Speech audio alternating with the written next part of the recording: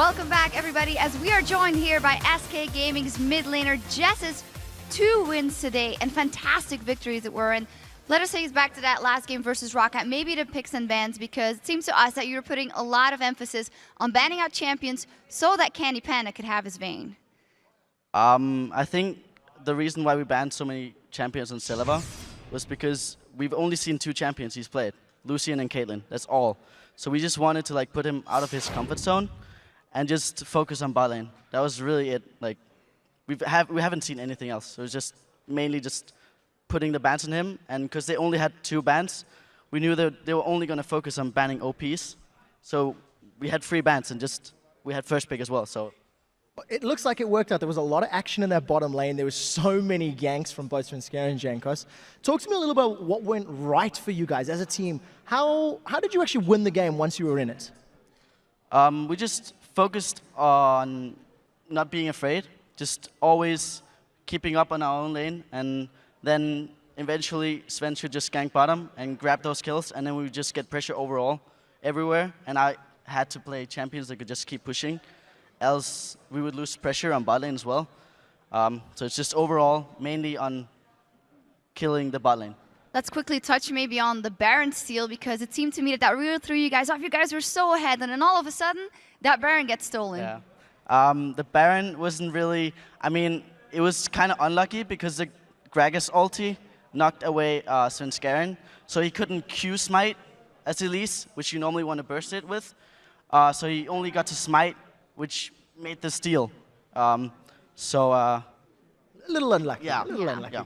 Talk to me a little bit about the games now, because you have blown me away today. Took down Alliance earlier. You destroyed Rocket in very similar fashion. Extremely strong lanes, extremely good rotation. What's happened? How did SK change from yesterday, from last week, to today? We had a kind of pep talk or a mindset talk together after the Superhot Crew game yesterday. We figured out that the main problem, overall, is that we have the mindset of being afraid, especially me. I figured out that ever since I am Cologne, where I did bad, my first offline event, I've had the mindset that I'm afraid of making mistakes. Really afraid of making mistakes, and I changed that since yesterday because we talked together, and they were all on my team. Were just before the game, they were, "Oh, you're the best player. Just remember that." And I'm like, "Oh, okay. I'm just gonna keep focusing on not being afraid and just think YOLO." YOLO. We know where you get that from. Talk to me a little bit about this, because now it definitely showed. Your Ziggs performance is fantastic. I know you were actually saying you don't like playing Ziggs just before.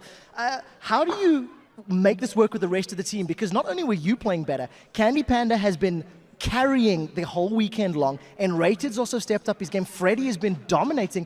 It's not just you that's had this pep talk, so is it a strategic thing as well? Who's making the calls with this extra gusto? I think everyone except me and Candy had that mindset.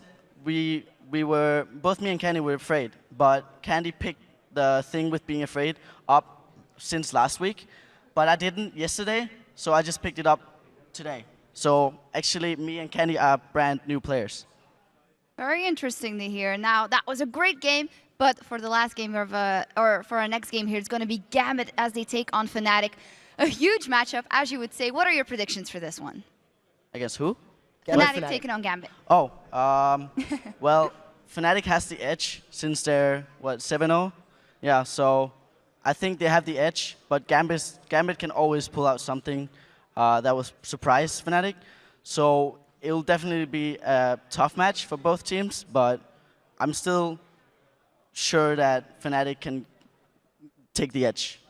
I feel like Gambit are a little bit more prepared this week. Last week they were playing, and Diamond was saying he didn't necessarily have as much time to practice. A little bit of a cop-out, if you think. I don't think they're going to run jungle Shen. I'm expecting to be a little bit more aggressive, and after yesterday's Evelyn and Kha'Zix's combination, I actually think Gambit are going to surprise Fnatic in this game.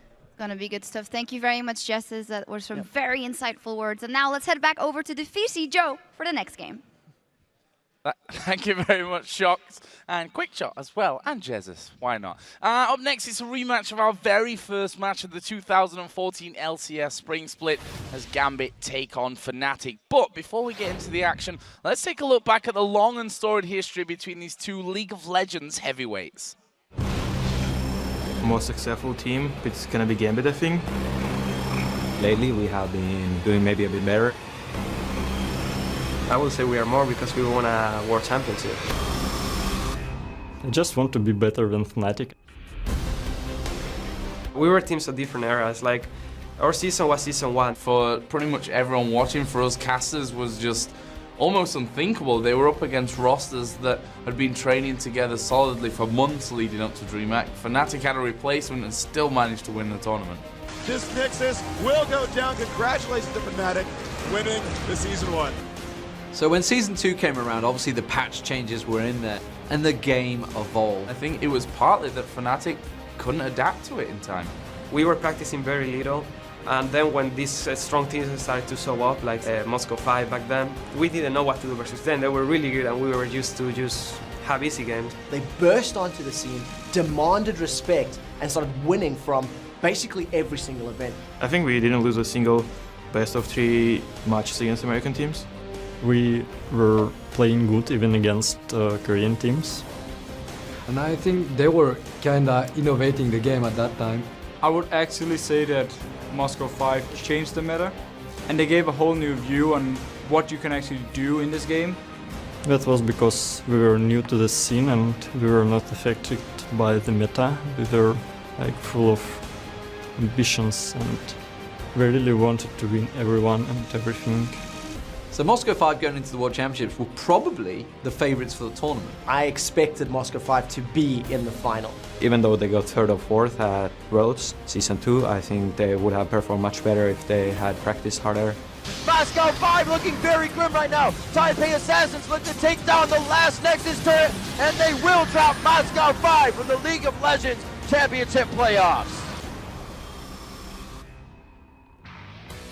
The rivalry between Gambit and Fnatic started in Season 3. We were actually showing them, we had actually a good score against them. They were this new, strong unit that was working wonders.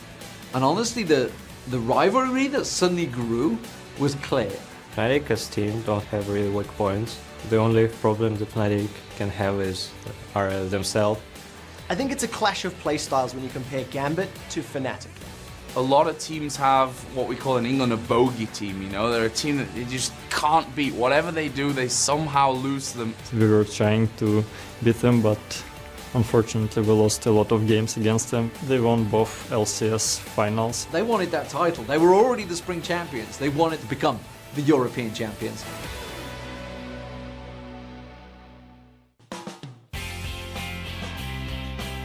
I think there's a certain kind of rivalry between us and Gambit. It's still hard to understand their playstyle because it's changing. I think that they stepped up their game and they're playing really good at the moment.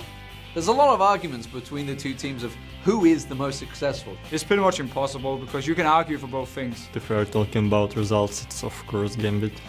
Gambit, yes, but I think that Fnatic overall have been the European team in League of Legends. But you can bet, come the end of the spring split, it will be Fnatic versus Gambit.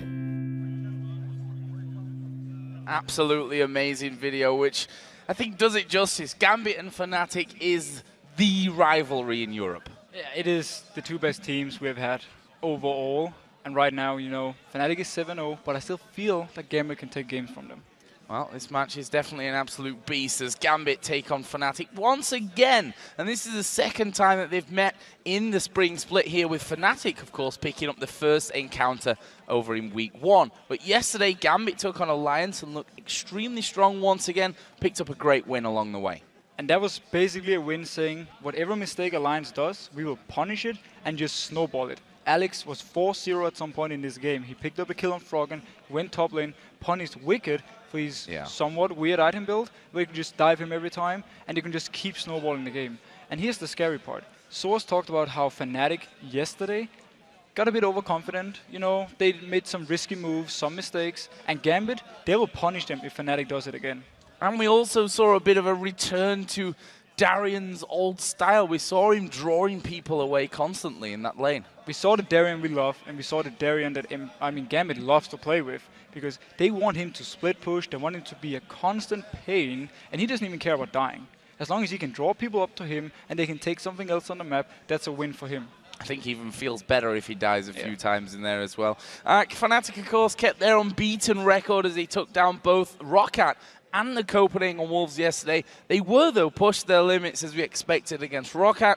But for me, it was the Wolves game that had huge problems in it for them. Yeah, the Wolves game was very strong early game. They got ahead, but then, as Soaz talked about, they got overconfident and they started running around, making solo plays, you know, maybe taking it a little bit unserious. And Wolves just took that, punished them for it, and got back in the game. It was actually, in the end, very, very scary game, and Fnatic could have lost it.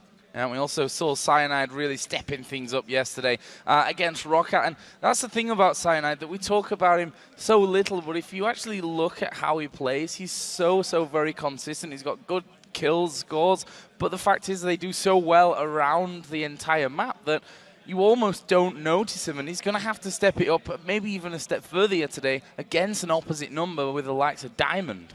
Yeah, I mean, Diamond, he will be very active in the early game because we know how strong the lanes are from Fnatic. He needs to gank them. He needs to simply stop them from just bullying out the lanes of Gambit. This means Cyanide have to follow him around on the map. He has to be there for the counter ganks, and if he can manage to shut down Diamond early game, Gambit will pretty much fall apart because the lanes from Fnatic are so strong by themselves. Well, you see both of them there on your screens. Wrong name underneath it, but that's all right. We're all good for that one here in-house at least. But this game, I mean, it's so hard to call because even though we were put on the spot, our video production team said, who's the best team overall forever in Europe? And we were like, Gambit or Fnatic, not quite sure about that one. And if you look at the record actually between these two teams, it's ridiculously close. Is it 9-8? 9-8, yeah. For Fnatic. Yeah. And that's just the last game they won in week 1. If we have to look at something, we can say Fnatic so far have been stronger than Gambit. That's the only thing we can really decide on now. In the history, impossible to say. Impossible to say indeed. Let's have a look at the starting lineups. You know them all already. On the blue side, it is Gambit. There, of course, Darian in the top lane, Diamond in the jungle, Alexic in the mid lane, Genja the AD carry, and Edward the support. And on the red side, we have Fnatic with Soaz in the top lane, Cyanide in the jungle, Xpeke in the mid lane, Reckless on AD carry, and Yellowstar as the support. So that brings us into our featured matchup, and it's going to be that skirmish in the mid lane as Alexic and Xpeke battle for control. And now, yesterday, we saw Kha'Zix being played by Alexic against Alliance. And again, we were wondering at the end of it, why do you let Alexic have Kha'Zix? That is a good question, especially because Alex has been so strong on his comfort picks. These assassin types, he's so good at getting an advantage early game and just roaming around to the other lanes, giving them kills. He's not been too good, though, when we look back on the more farm-heavy champs, so like Orianna. It's not the best for him. So he needs to have these assassins, and he needs to win the lane and then help the rest of Gambit. Such an incredible play, and we'll see how the picks go his way. His opposite number, of course, Xpeke continues to show absolute class in the games we've seen. His Orianna was on point against Roccat, and that didn't really change as he brought Ziggs to the table against the Copenhagen Wolves. Xpeke has overall played amazing. He's pretty much winning every single lane, at least not by killing, but by out-farming the enemy. And that's by huge numbers. Against Overpower yesterday, he just completely shut him out of the lane. And that's what Hege has been doing so well right now. And once he does that, you go into the first team fight and you have a stronger mid laner than the enemy, and you have the huge advantage from the start. He does have the issue, though, of being a bit overconfident. Especially yesterday's game with Copenhagen Wolves, he actually did some plays where you're like, okay, you got a kill, but you also died for it and you put your team in a bad situation. So he needs to tone that down or Gambit will punish it. Got to hold that back, I think, the urge to go a little bit too deep in some scenarios. Also have to say, it's Alexic's birthday, so happy birthday, Alexic, from that one. He actually sang happy birthday to me once live on stage in Poland. I'm not going to spoil all your ears by doing that here, but certainly if he was to take a good birthday present, beating Fnatic could be a great one. That would probably be the best for him. Yeah. Getting a win over this 7-0 team, everyone wants to beat them. Everyone wants to beat them, but until now, no one's managed it. Let's get into the bans and the picks here. We can see LeBlanc going to be banned out first of all against Xpeke. Kale taken away from Gambit. And I like this LeBlanc ban because she's one of the champions who can deal with Kha'Zix in lane. By taking it away, they more or less force Fnatic now to think, oh, will Gambit first pick a Kha'Zix again or not? So, smart ban. And also, Peggy has been playing the LeBlanc very well. Also, Caitlyn taken away here on Gambit's side of things. There is the Kha'Zix ban as well, but just to touch on Caitlyn quickly, Reckless has played, half of his games basically on Caitlyn, half of them on Jinx with Sivir mixed in there as well. Are they trying to force him in one direction there? Maybe they're trying to do the same as SK was in the last game, forcing him to pick Jinx, low mobile champion, and then, pile CC on top of him, gank him early game and shut him down. Caitlyn, though, overall, in this meta where you could extend the games and she can get to a point with 5-6 items, she's just so strong. And also we see Elise taken out. Diamond actually brought Evelyn to the table, showed us that, built her a little bit differently than the Eves of old, I guess we can say. Obviously it changed since then as well now. And that may just come out here. We'll have to see about that. Kassadin, a kind of standard red team final ban. Yeah, I mean, you have to ban Kassadin pretty much every game. That's how it is. I like the bans from Fnatic. It's very standard, and they take away the Kha'Zix. They don't take any chances on this one. Where are they going to go here for first pick? So much open, really. I mean, Yasuo, he's fell out of the bans a little bit more from the first weeks that we saw him coming in. I'm also not being super impressed by a Yasuo yet, I have to say. Yasuo as a champion is very, very strong, but he's very hard to play. And you need these knockups to, get you going. So you need a combo build around him. And generally, when you have safer picks who's doing pretty much the same role, you go with these instead. So first pick is going to be coming in, and it's a Jinx first pick there. So Genja obviously feeling that one. He has played himself a lot of Jinx. In fact, only Jinx, and one time he played Lucian. That was the first game against Fnatic where they lost. It was. And right now, they put Fnatic in the spot where they have to decide between either Lucian or Sivir as the two standard picks, and Jinx will be able to deal with them, especially around the level 6 mark where they can have a lot of damage.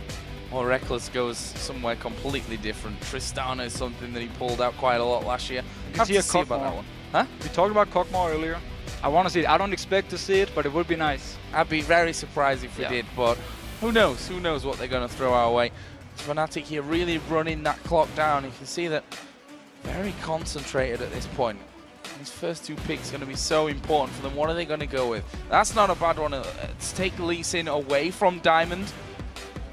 Bring it onto Cyanide, who's been impactful with it. They also take Gragas first. Yeah, Gragas, pretty much the safest mid laner you can pick in a blind pick situation. He can lane against everything, and once he gets a few levels under his belt, he can just start shoving the lane and roam around. Peg has been playing Gragas before, and he's been doing such a great job. He outfarms everyone on this champion. The Lee Sin for Cyanide, I like this. He was so good on it yesterday. He set up a lot of, plays when there's really nothing going on. He just came in, kicked someone back to the team, and they took the kill. On the other side, Mundo.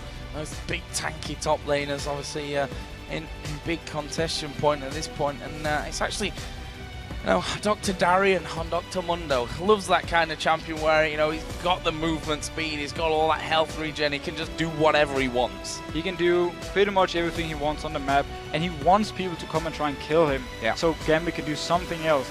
It's a perfect champion for him, more or less. Yeah, and the fact that Mundo stays alive for so long is perfect for him when there's 3 men chasing him and the rest of Gambit are pushing down other objectives. Thresh also going to be picked up here for Edward. This opens up for Fnatic though. A lot of picks in the top lane because Mundo is weak in the early game. You can take a lot of things that can farm easily against him and then, have an impact in teamfights. Trundle, for instance, would be a very good pick versus him. You take some of his tank in his late game and you also completely pressure him early game and you have full control.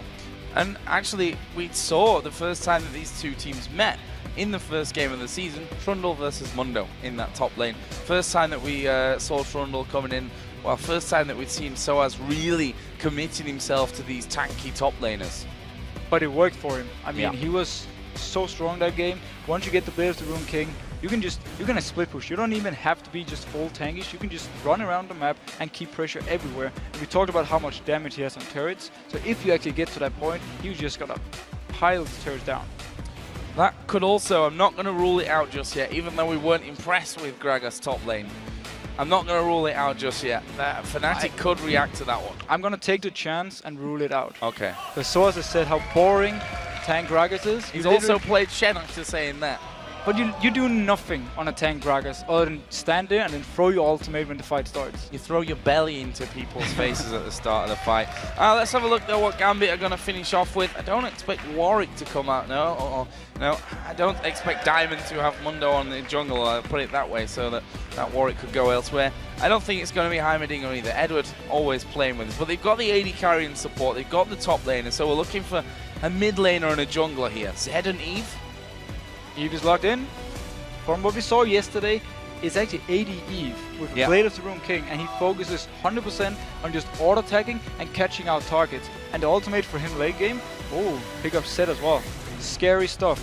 You're split pushing on Zed, you want to go and try and gank him, but you have no idea if Eve is nearby, because she's stealth, you can't really spot her out unless you have the pick ward, then she can clear herself. So it opens up for a lot of movement around the map here for Gambit. And our question now is, do they change that mid laner and build a tanky Gragas in there? Does it change Soaz's picks even if that Gragas goes into the middle? They could go for something like a Shin now to try and stop some of the split pushing, but a Trundle, a well-farmed Trundle with Blade of the Rune King will be able to deal with Alex as well on the set. Gragas versus Zed matchup, that's pretty much even. No risk for anyone here, and I think they will just keep picking on the Gragas. And it was Fnatic, funnily enough, that banned Kayle. Mordekaiser, no. I know, usually you'd say definitely no, but thanks to Overpower, we still have to have a few questions about that one. And they are going to be changing things up here. So as you move in, final pick of this one will, in fact, be Fizz. Is that a tanky top lane Gragas official? It might not be a tank Gragas yet. He can still go full AP on it. If it is, then wow. Okay, Soaz took the Fizz. Thank you. Thank you, Soaz. Saved you on that one. Thank you. I'll let you off on that one, but you know, don't do that. Who's the expert here, official? I talked. We could get into this whole thing with Demon yesterday, but I don't want to offend you. Yes, I mean last week, and he said, you know, tank Gragas, I don't really think it's good. I don't think it does anything. I think it's boring. I don't want to play it. If he's playing it now, he lied to me. He either lied to you or they picked that completely reactionary to the Zed pick that came out in the final round from Gambit. But here's the thing, tank Gragas versus Mundo, it's not really a matchup that does anything. Gragas is not going to beat Mundo unless he goes for AP Gragas, and maybe they want to lane swap around. He's going to farm one lane. If he goes for the AP version, I can actually see him free farming and then bullying out Dr. Mundo. If he goes full tank Gragas, it's going to be pretty much just a farm lane. Now, some very interesting picks in this one. Let's tally up the thumbs and see who you guys picked to win. 70% of you in total have gone for Fnatic on this one. So 70 to 30, considering this is a 7-0 Fnatic right now, that have not lost and have played every single team so far, have beaten them all, I think that's about right. Yeah, pretty much, but at least people are showing respect to Gambit and saying, we actually believe you're one of the teams who can beat Fnatic. Yeah. We've seen some of the other votes where it was like 90 to 10%. This is a bit more even, and I agree with it. And to be honest, we've got Alexic playing a champion that is brilliant on. He played Kha'Zix, and we saw him before in the previous season on Zed, and it's his birthday as well, which might just play into the fact just wants that win a little bit more. I really want to see this Gragas though. What way he's gonna build it. If he goes full tank, then I was completely wrong, and I will admit that. If he goes for AP though, I save something at least. You save something. I'll definitely let you off on it if he goes AP. If he's tanky, I'm not going to let you live it down. But we are in game here. Gambit versus Fnatic. And this one, a classic match in League of Legends by now. If Gambit pick this one up, we'll actually be tied at 9-9 overall. Fnatic are currently 9-8 in the overall head-to-head between these two teams over an entire year. We do see a Doran's ring start, by the way, on Soaz here, so he's certainly going a bit more damage-heavy. I just checked his runes. He has 50 AP right now with the Doran's ring, so he's definitely going for the full AP version, and he's now going to try and bully Darien out of the lane. How is that going to work for him? I'll put that question to you. How is Mundo versus a full AP Gragas actually going to work in the laning phase? Once Soaz gets a few levels, he can just shove the wave constantly. With his body slam and also his ultimate level 6, he's fairly safe for ganks. Eve, no CC bringing right there, and at the same time, you need to hit a cleaver to actually get the slow in Gragas, so you can just push, and punish Darien. I actually expect him to maybe try and dive him later on, if they constantly keep him low. So another question here. We saw Evelyn yesterday, 1-1-4. They actually finished their diamond on that one. Caused a few problems for, I say a few problems, a lot of problems really, for Alliance in that one. How are Fnatic going to deal with it, and how do you deal with an Evelyn? Normally what you can do is lane swap, and then you force Evelyn to either go into 3v1 and hit the turret down in the one side, or you force her to come up and defend in the other side. So you always have vision of where she is. The annoying part about Evelyn is when you are in these 2v2 lanes and 1v1, you never know if you can go in for the trade, because what if she's there? And it's so hard to actually get vision. So you could lane swap. It doesn't seem like Fnatic are actually going to go 2 mid for this. Top. By the looks yeah, of it. Lucian is already top, so they will lane swap and therefore force Evelyn to just be more passive now. Oh, Genja and Edward are walking in towards the blue buff, but there is a big stack of them inside of the brush. Edward going to go low. He's got his flash, and there is the flash to get out. Will they follow? Peke comes in from the side. First blood for Gragas, and they're not done just yet. Ignite goes down. Q has landed. Barrier comes out from Genja. One more body slam will slow him right down, and there's the finisher. Cyanide gets the second. What a start for Fnatic. And that is a 50 AP body slam, level 1 from Gragas. He has so much damage. And Fnatic expected Gambit to do this. They have studied this, and Gambit has been doing it in the past, moving up towards the blue buff when there's a lane swap to try and stop it, and they just read them like a book. And Fnatic, while they are going to be stealing away the red buff, actually Diamond is doing the exact same over the other side of the map. So Fnatic doing a good move on that one, and a 2-for-0 start. And look where the kills went onto Cyanide to get a jungler rolling to have more impact on the lanes. And for Soaz as Gragas. And Soaz could go down to the lane instantly and get XP in the start. So he's going to be level 2 now, and there's pretty much no chance of him not getting any farm. He has so much AP, his barrels can clear the back wave with just 2 of them at level 2. That is a lot of easy farm for him. And there is Cyanide getting his blue buff, the buff which lured Gambit in there for those initial 2 kills, as Peke going a bit aggressive onto Alex, but you can just never go aggressive when you've got an Evelyn on the other team, unless you've got vision of him somewhere across the map. And that's why they want to force him to move down to either help in this 3v1 with pushing, or go defend up top 2v2. So they have full vision, and then Peke can be more aggressive in the mid lane. And speaking of aggressive, actually does take a bit of damage there from Alex Ich, and the minions hammering away at him as well because of that. Now, let's talk this 2v1 scenario. It's Genja and Edward with Jinx and Thresh against Gragas, who picked up the kill early on. Who's the strongest in these 2v2 scenarios? Surely it's going to be Gragas with the barrel. I mean, Gragas has more farm potential, but Mundo is actually pretty good with his cleavers. If he can manage to land them, we see right now he's actually keeping up so well in farm, and he's actually shoving Fnatic up to their turret. Yeah, slightly ahead even of Soaz as Gragas right now, as we are going to see Diamond trying to get in around the back, and he's allowed him in there. Oh, what a hook from Edward! The flay's going to knock him back. Ignites down. He won't escape that one. Genja gets one back for Gambit. The fact that Soaz got down in the lane so early, he actually made it push. Gambit is now punishing him for this. They're freezing the lane, forcing him to stay far out, and it was an easy gank for Diamond Pokes to do. Oh, well, we see a similar thing here on the top side of the map. Cyanide was just moving through the enemy jungle. Diamond making his way across map at this point, and it looks like Cyanide actually wants to steal away jungle. Always a ballsy thing to do, to put it bluntly, against someone like Diamond. And now they start to close in as that wave pushes to the turret, but Diamond is going to be there. Diamond is expecting this gank. If they actually go through with it and he comes in, they can punish Fnatic and take a few kills.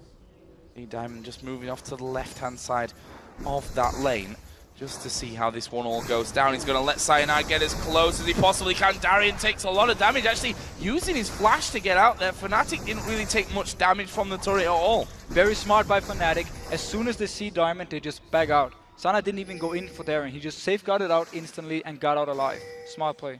Gets out alive at that one. We're seeing first items actually coming down. The coin now added in to that door and shield from Edward. And Soaz, again, trying to get the farm while it's there. He sees Gambit have gone back. He's like, okay, I know it's going to push that lane up again, and probably they're going to freeze it away from me, but I'm going to take it while it's there. It's a bit harder for them to freeze now when he's level 5 on Soaz. His barrel is doing a lot of damage to the minions, so he should be able to, shove it all the way into Gambit's turret if they try to freeze it.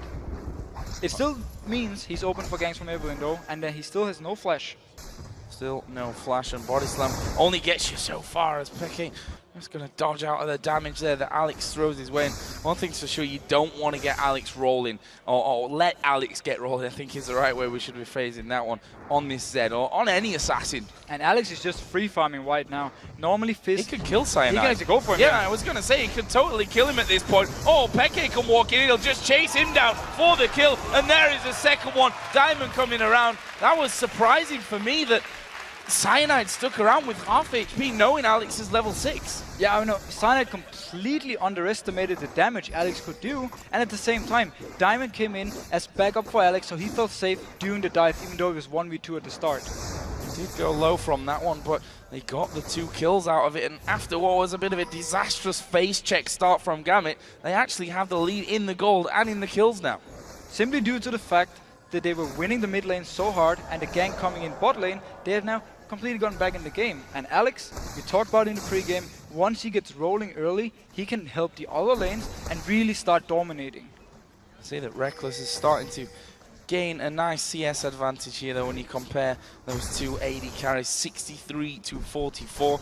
Peke just having a bit of free farm now, he gets back into his lane, but he is 20 CS behind that of Alex Ich right now. Darian is doing a great job of staying ahead of that Gragas, and look at the jungle creeps even, 40 to 16. They're basically just winning on farm everywhere right now, except for the AD carry position, where Lucian or Reckless is just staying back and just farming all he wants. But that's mainly also due to Genji constantly freezing the lane, so he's getting the CS a lot slower than Reckless is right now.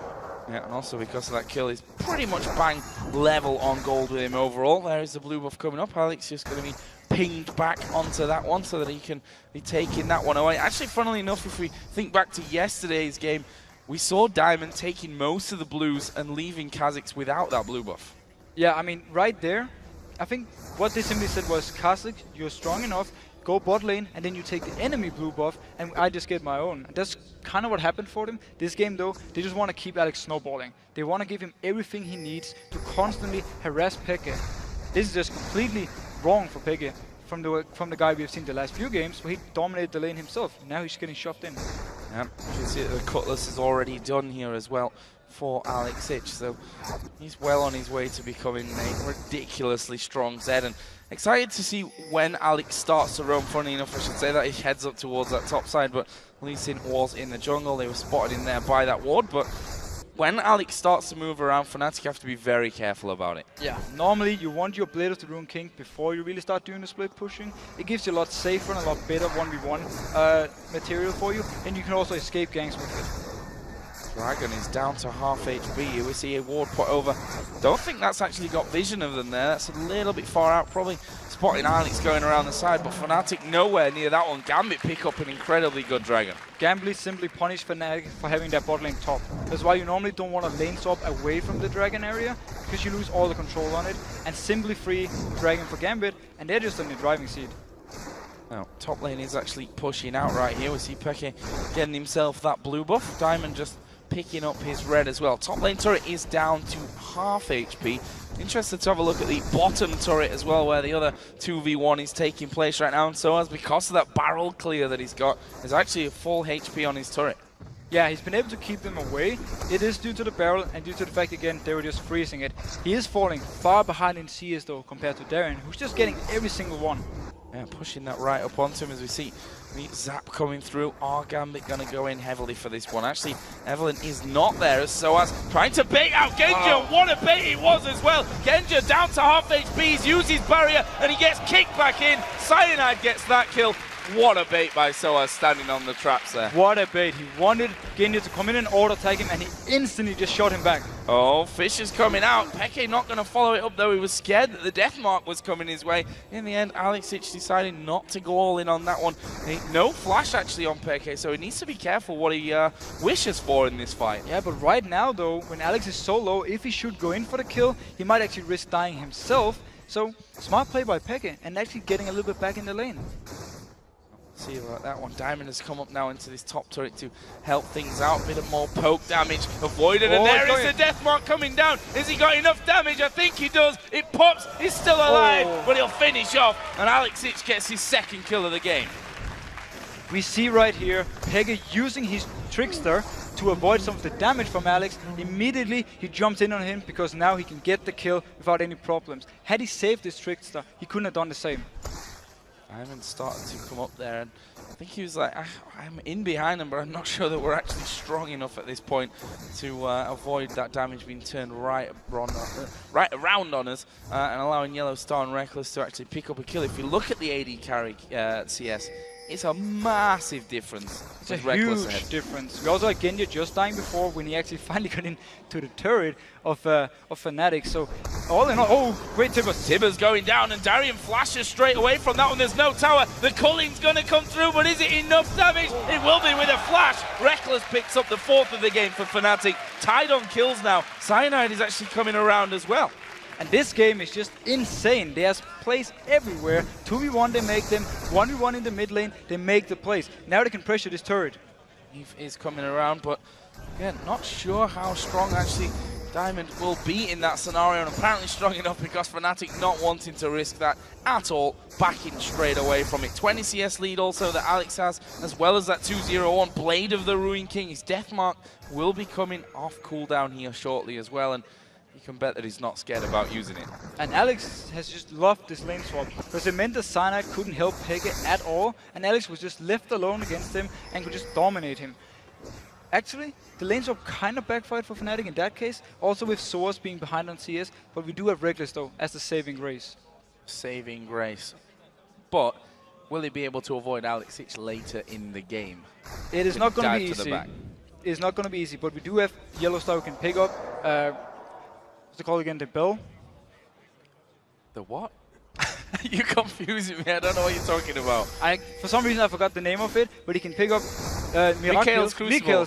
There you go. Exactly, yeah. And then help Reckless survive by, popping the heal on him, giving him the cleanse for maybe the slow, so Alex can get a few auto attacks in, and then maybe Reckless can survive and kill Alex. See how he actually goes on that front. See that Alex, as I said, 2-0-1, big CS lead, and is playing aggressively when he knows that he can pick up these kills. Finally, we see actually the 2v2 coming back into fruition down in that bottom lane, and we'll see how that difference with a Bloodthirst already done here for Reckless compared to just a BF sword and a long sword actually for Genji affects this 2v2. And Cyanide is down here for backup if it should be needed. He is spotted by a ward though, and Diamond is here as well. Will we see a 3v3 fight? Gonna risk going in for this one. Do they think they're strong enough? That's 2-1-1 Cyanide, and actually they are gonna put the chompers down. They get away. Flash up now towards Reckless. Where is Tibbers? Surely gonna come down in this one. There he is, but Reckless is gonna die. Not sure they can finish off Annie behind the tower now, but that so well orchestrated by Gambit. They tricked Fnatic into that one because they had the vision of Cyanide all along. Yeah, instantly as they saw Cyanide moving away, they started, boom, the whole fight. Flash hook from Edward, that was so amazing. So good. Gambit, despite that horrible level 1, losing 2 men straight away, which is not as impactful now, we should say, as it used to be, dying that early on in the game, but still has its impacts nonetheless. They've pulled it back here. 5-4, it's a 2,000 gold lead almost that they're sat on as well. And we have Soas, full AP, no tankiness at all, so he's going to have a lot of poke, a lot of wave clear as well, so Fnatic will be able, with him and Lucian, to extend the game rather easy. They still have to deal with this Alex guy, who's going to split push. Yeah, and dive in onto them as well. Survivability when you go in full damage could be a little bit of an issue for them. See Cyanide just working his way back towards that mid lane because that turret going very low, and I think Alex might have it away. No, XPK coming in from the side. Are they going to go for him? Where is the ultimate? Actually, he turns it around here, goes on towards Cyanide, pretty much assuming that he was going to die, and he's not wrong on that one. Cyanide falls, but the time that he actually took there to go down allowed the minions to finish off the tower. Yeah, he did pick up the turret for it, but he still gave away a kill right here. Peke getting slightly back in the game. Late game Fizz is very scary. He can pretty much kill everything. So if Peke can get to that point, we will like to see a very exciting 1v1 scenario between him and Alex in the full late game scenario. And Fizz can dodge that damage as well that Alex puts out if he times everything If he times correctly. it perfectly, yes. Yeah. We'll see about that one. So obviously now up in this top lane against Darian, and that's what we're going to see. Actually, the Cleavers do a lot of damage to So. As you can see, he's pretty much trapped on his own turret there as the dragon does spawn. Edward just checking it out with the lantern. And this Dragon now up. We've got both duos in the bottom lane. Are we going to see a fight for the Dragon itself? Gambit has a teleport where Fnatic has the Ignite on Source, so they can start it, have Darien teleport down, and they can take it 5v4, or at least force Fnatic into a bad fight. See about that one. There's a lot of pings going down. There's 2 pink wards on top of each other. Who's going to be able to get this one? It's Alex, I think. Cyanide a little bit too scared of the damage that Zed, who's now got a Brutalizer added into his Blade of the Ruin King, can do to him. Gambit hold that vision control at least for now, but it doesn't look like they're making a move anytime just yet towards that Dragon. However, we do see Cyanide coming in. This time there's a pink ward in there, so they've got no vision here, Gambit, of Lee Sin. And Edward just tried to bait out, and they're going in. Oh, they're going in towards Edward, and Edward's going to die from this one before they can do anything about it. Here comes the teleport down, though, and there is the ultimate coming out of Diamond. There's the Super Mega Death Rocket. Diamond flashes in. They're going to tank up the turret. They can afford to do it as well. Flashing from Darien. Diamond's going to fall. Reckless still alive. Darien will chop him down, though, with a cleaver, and now he's under the turret. I don't think he's got enough HP for that just yet. Both Alex and Peke couldn't get in. Alex forced Peke away, and they're trying to close in on towards Cyanide, trying to get into this slippery Lee Sin. Alex has caught vision of him. Cyanide's headed off in towards Gambit's jungle. Even if they don't get him, they can get Dragon here. But Fnatic thought everything was so good when they did the engage, killed Edward. But boom, teleport from Darien, they turn it around, Diamond goes in, he sets everything up, he hits the ulti on 3 people, slowing everyone, and then when Darien arrives, he can just dive them and take 2 kills and the Dragon. No, he'd actually stopped the Dragon. Yeah, I actually think I was wise there from Peke as well to push this wave up towards the turrets, made the Alex Itch actually come back to that mid lane. And in the end, Cyanide got away. Gambit didn't do the Dragon, but they still sit on that 2,000 gold lead.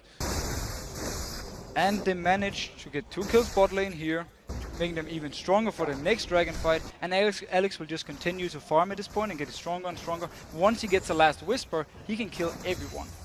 If you look down Diamond's build again, he's going the same route as he did yesterday, which was a bit of mix and match actually before he completed any of those other items. Blade of the Ruin King, the Negatron Cloak. I think he then bought a Giant's Belt and went kind of 3 different routes before finishing things off. This time around though, Gambit have made the move down towards Dragon. They've got everyone there and they're going to pick that one up. The hook was close to landing on Yellow Star too. And once again, they take a free Dragon. They simply use the fact they know Fnatic isn't nearby, go in, 5 people, take it fairly safe, and now they can return to the lanes and keep farming. Source is down the bot lane though, spotted by a ward.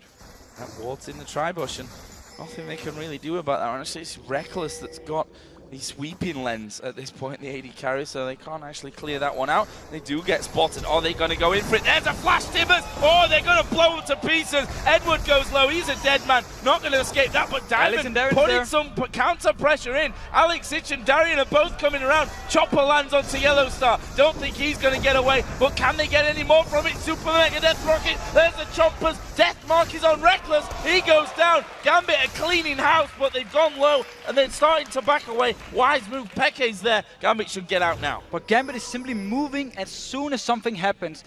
Once they spotted Source there, Alex and Darien moved from the mid lane, and they came down before Peke was even close. They will pick up 2 kills. Constantly, Gambit is just, counter-ganking everything Fnatic does, and they keep picking up kills.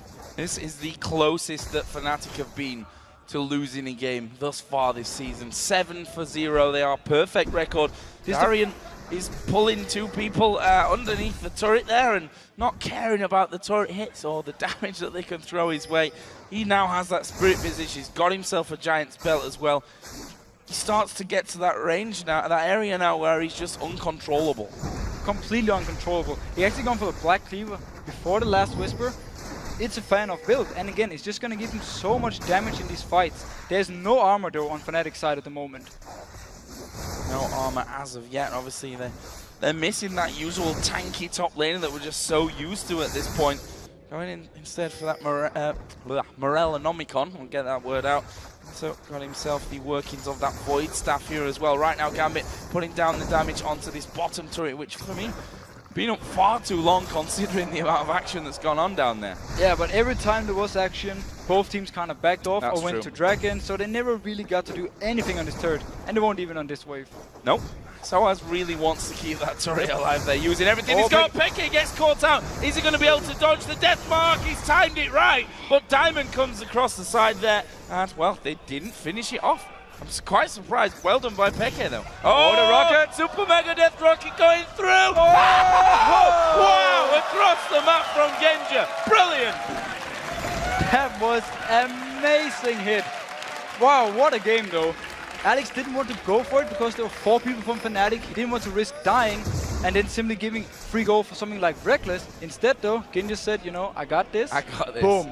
Fire the rocket. I got this one, guys. Across the map. Oh, Soaz not paying attention, and you're not getting away from the Jinx, I'm afraid. Shield comes in. He's got a red buff. There's a tower there, and the minions are now gone. He's going to get slowed down by the zap, and he's not even getting range to take any damage. Soaz manages to body slam away, but the zap finishes off. Genja picks up 2 kills in half a minute. Though. Oh, backs off wisely enough. Alex has already gone down to the Wolves. Don't want anything to do right here when he doesn't have his ultimate ready. Quickly touch on Alex build again. I actually like the fact he delays the last Whisper because, as you quickly touched about, there's no armor except for the chain wrist Signet just picked up. And that means that he can run riot in there, as can Genja as well at this point. I mean, Bloodthirster got that Zeal in there as well. Exactly the same as what's over the other side for Reckless as well at this point of the game. On the other side, obviously a lot of magic damage coming in from Fnatic's side of things. You know, if you look at that in one way, you know, Alex does so much physical damage, there's no armor there, but on the other side, they've got a Warmog's Spirit Visage Mundo who's just going to take no damage from them. Yeah, I mean, who's going to kill him? They need to put everyone they have on him to actually take him down. See, Diamond catching out Cyanide. Oh, but he gets kicked into the body slam in the barrel. What a flash around the side, but the ultimate was ready. Well, here comes Alex Hitch. Diamond's actually going to survive this one. The Ignite is ticking, I tell a lie, he does go down. Well, look at the damage there. Soaz will fall. One for one in the end. Peke does come across the side. That's a 2 for 1. Good reply by Fnatic. First the kickback from Cyanide, and then the barrel coming from Soaz completely removes Diamond from the game right here. He couldn't even try and escape, and I was saying he caught someone out. It was the other way around. That is true. There is Darian, by the way, pushing constantly on this tower and just gaining the aggro from it there, which, as we said, with that Warmogs now on top of his Spirit Visage, he's just not too worried about the damage that he takes. We also saw Genja finishing off his Phantom Dancer on that last time that he did return off home. So, what do we have right here? Peke just got a kill. He's now getting more and more into the game. We talked about how strong Fizz is late game. If he can keep punishing Gambit for making these a bit overextended moves and keep getting a few kills, Fnatic has that comeback. Reckless will just keep farming. He's still ahead in farm, and he's just, you know, gonna get stronger and stronger. And this is what Reckless does. He can always farm. Always farm up to 220 at this point, which actually Genja was a lot further behind than he is now if you look at how that's progressed. One other thing to note, the Zhonya's Hourglass finished by Peke, so he doesn't really have to rely on, you know, timing that jump anymore. He can just get away from the damage that Deathmark puts in completely. That'll be certainly interesting to see as he waits here off to the side. Not sure he's got the damage to kill Darian just yet, though. Fnatic are in position, though, for this Dragon. Will they actually choose to fight for it, or will they try and find a pick first? Oh, that turret is going to go down in the bottom lane, and Darian basically zoning them out here with that beefy Mundo. They're going to throw ultimates his way, and they're actually going heavily onto him. Tibbers goes down, and that is the Mundo. We said, how does he die? And it's by throwing everything you've got at him. Everything was thrown on him. This means Fnatic, though, has to back off. They can't really fight for this Dragon. And we see Alex maybe come in from the side. Waiting around the side there, but they knew he was there. He was stood on top of a ward. He's just spotted this pink ward as well in the brush. Gambit start off the Dragon, so despite losing the Mundo, Darian again dying for the sake of his comrades. Yeah, it wasn't really worth it for Fnatic to invest so much in killing one guy, especially because they immediately had to back out and just give a free Dragon again for Gambit. Oh, and there is the death mark. Actually, is going to be dodged out there, but Alex not going to be under too much pressure, just dodges back off to his shadows. This is the thing. The set ultimate was changed, so now your shadow is where you used to be when you actually cast it. You can use this to juke around and play a bit more risky and still get out alive. That's what Alex is. Certainly, these guys got a mastery that kind of boggles your mind when you see some of the moves that they're able to pull off with that one. Meanwhile, Gambit are actually pushing somewhat of that bottom lane, and it looks like we're going to see the blue steal. Blue steal. You just really wanted to do that one. I've been planning that all day. That's for you, Twitter fans. But Gambit there, as I said, getting away the blue. That stops either Soaz or Xpeke getting the hands on that one. And we have the last Whisper now on Alex. He's pretty much doing true damage when he actually goes in, and only the Sonyas from Peke and the Sonyas the Sword's about to build can actually stop his damage. Alex will get his blue here, which means 2 blues on the side of Gambit, and Darian, despite his earlier death, is confident to get back in that mid lane. He's just picked up another Giant's belt, so he's pretty tanky at this point. Let's just say that. He's pretty tanky. If you have to invest everything on killing him, you know he's tanky. And again, it was very worth it for him, the fact he baited out all this stuff, because it was just a free dragon for Gambit afterwards. Dragon continues to farm up a storm there. 192 CS he's currently sat on. We look down the AD carries. Trinity Force is added in now for Reckless. He's got a 20 CS lead, but as I said, that's not really getting bigger compared to when we saw it in the early game, and it was just growing. It's hard for him to actually go too far out in the lanes, because there's the risk of Evelyn, there's the risk of teleport, and also you have Alex who can walk down and kill you pretty much without any trouble. Alex actually headed up towards that top lane, and they can do this. Alex obviously got the maneuverability. Darian got the tankiness. There you've got your 2 split pushes right there, and the other 3 can go on their own. Yeah, right now though, Gambit is walking pretty randomly around the map. We see Genji walking down to do the golems, while Alex was split pushing in top, and we had Darian just standing in the mid lane throwing cleavers. So they're not really doing anything on the map yet. Edward is clearing out pink wards right under Fnatic's nose though, on the side of the Baron there. And got a pink ward down in that brush, which, if form tells us anything, he's probably safe. And they throw again the barrel. See how much damage he took from that one, or how much damage he didn't take. I think he avoided most of it, but just in time on the Lantern. Yeah, the Lantern actually took all the damage from this and also got him away safely. I do like the fact though, the Fnatic wants to try and punish him, because they couldn't really lose anything on this. No dragon is up, and they were already in position to defend the turret, so they could have done everything to kill him this time and just gotten a free kill. Few lands. You see that Peke waiting off to the side, thinking about going in, but probably wondering again, is it really worth throwing everything at him? We can see just the damage that a cleaver does there. It's about 1/3 of Peke's health. And Darren hasn't moved for the last 5 minutes. He's just stuck in this mid lane, constantly throwing the cleavers in the face of Fnatic, and he's so annoying. And there we go, Deathmark actually coming in on towards Reckless, but Alex Ich has to back away there just because of the damage that they can put down and the crowd control out of Yellowstar. But again, once again, he can use his ultimate to just back out of the fight. Whenever he makes a decision where he's like, nope, not gonna go for this, safely gets out. Darian is just playing that annoying role. Are they going to go for him this time? The ulti is out of Fizz, and this is Darian going to fall. This time, a lot easier, you know, only having to use those 2 ultimates to finish him off. That's the tank down, but what are they going to do with that? I mean, they have so much healing reduction, so even though he pops his ultimate, it barely gives him anything, and they can actually burst him down. This time, they get a free kill, and this is what they need to get back in the game. Alex is waiting here in the tri-bush. Is he going to have... He has no ultimate though, No. he can't really go for this. And especially when Yellowstar is walking with those rings of doom around him, knowing that you could be taken down at any second, stunned up with Reckless, who with that Trinity Force and that Bloodthirster in there now is going to be packing quite a lot of damage as Diamond comes in around the back. The stun missing there out of Yellowstar, and Diamond just running his usual annoying self in the enemy jungle. We have to question the way Gambit is playing right now though. They're not really doing anything with the lead they had, except for actually, right now, pushing this turret a little bit. But apart from this, they haven't done anything, and Fnatic have just been able to farm up and actually getting more and more back in the game. Peke is getting stronger. We also have the Sonyas now and Soaz. Sonyas for Soaz, so that basically takes him out of the equation for Alex, who's not got many targets left. And the way that supports work these days as well, Yellowstar could even get himself up if this game continues like this. 30 minutes in, we've got less than a minute for the Dragon. We see already that Tussle is going down on the bottom side of Fnatic's jungle, using the scans, getting the pink wards in there to gain that vision control back. Yeah, it's very good position by Fnatic right here, because they avoid the fact that Gambit could maybe be in this jungle and catch them when they want to go in for the Dragon. So it's smart they're actually doing it beforehand, and if Edward or something should walk into ward, they can take a kill on him and then the Dragon.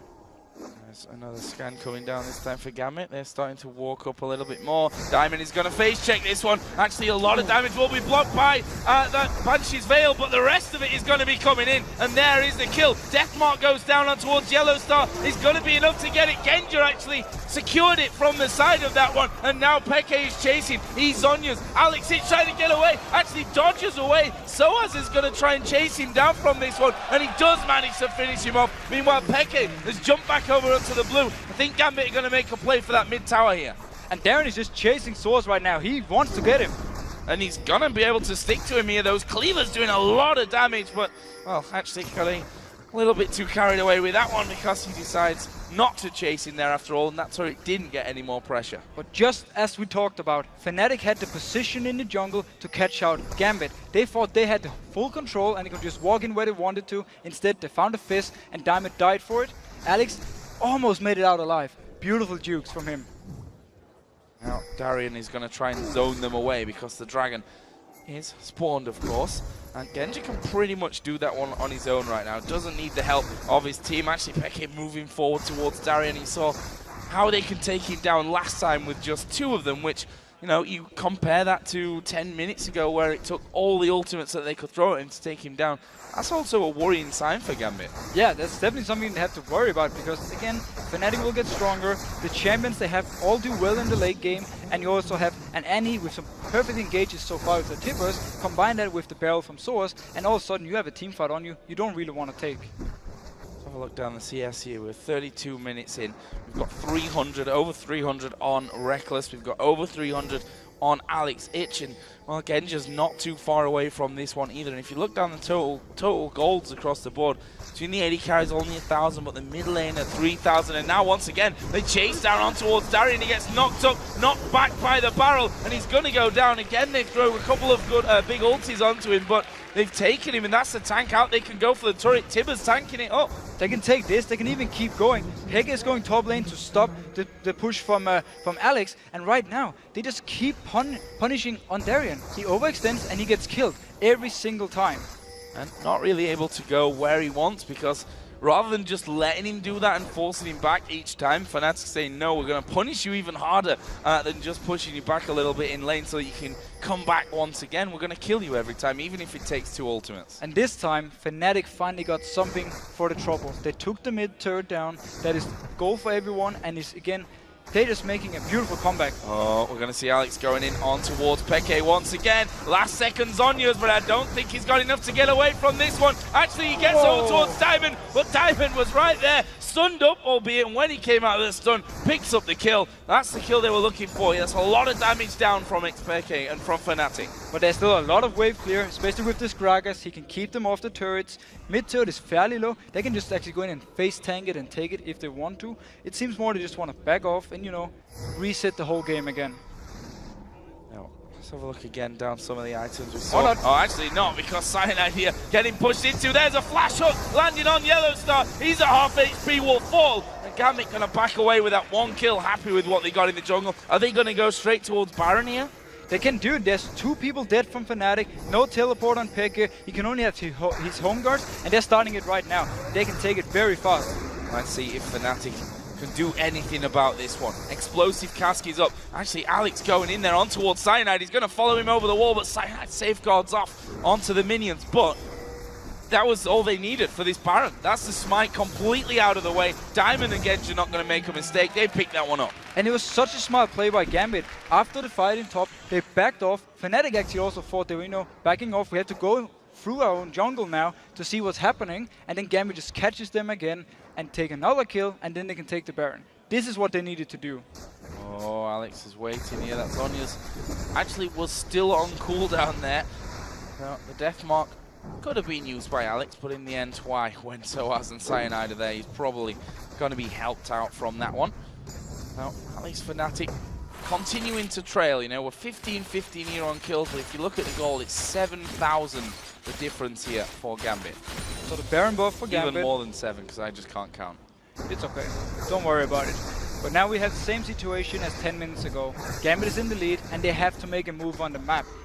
Alex can pretty much duel anyone. 6 won't really be able to deal with him yet, maybe when he gets his death cap, he can actually start fighting back, but he can't yet. So Alex can just go to the lane and push it in constantly, and the rest of Gambit can move up.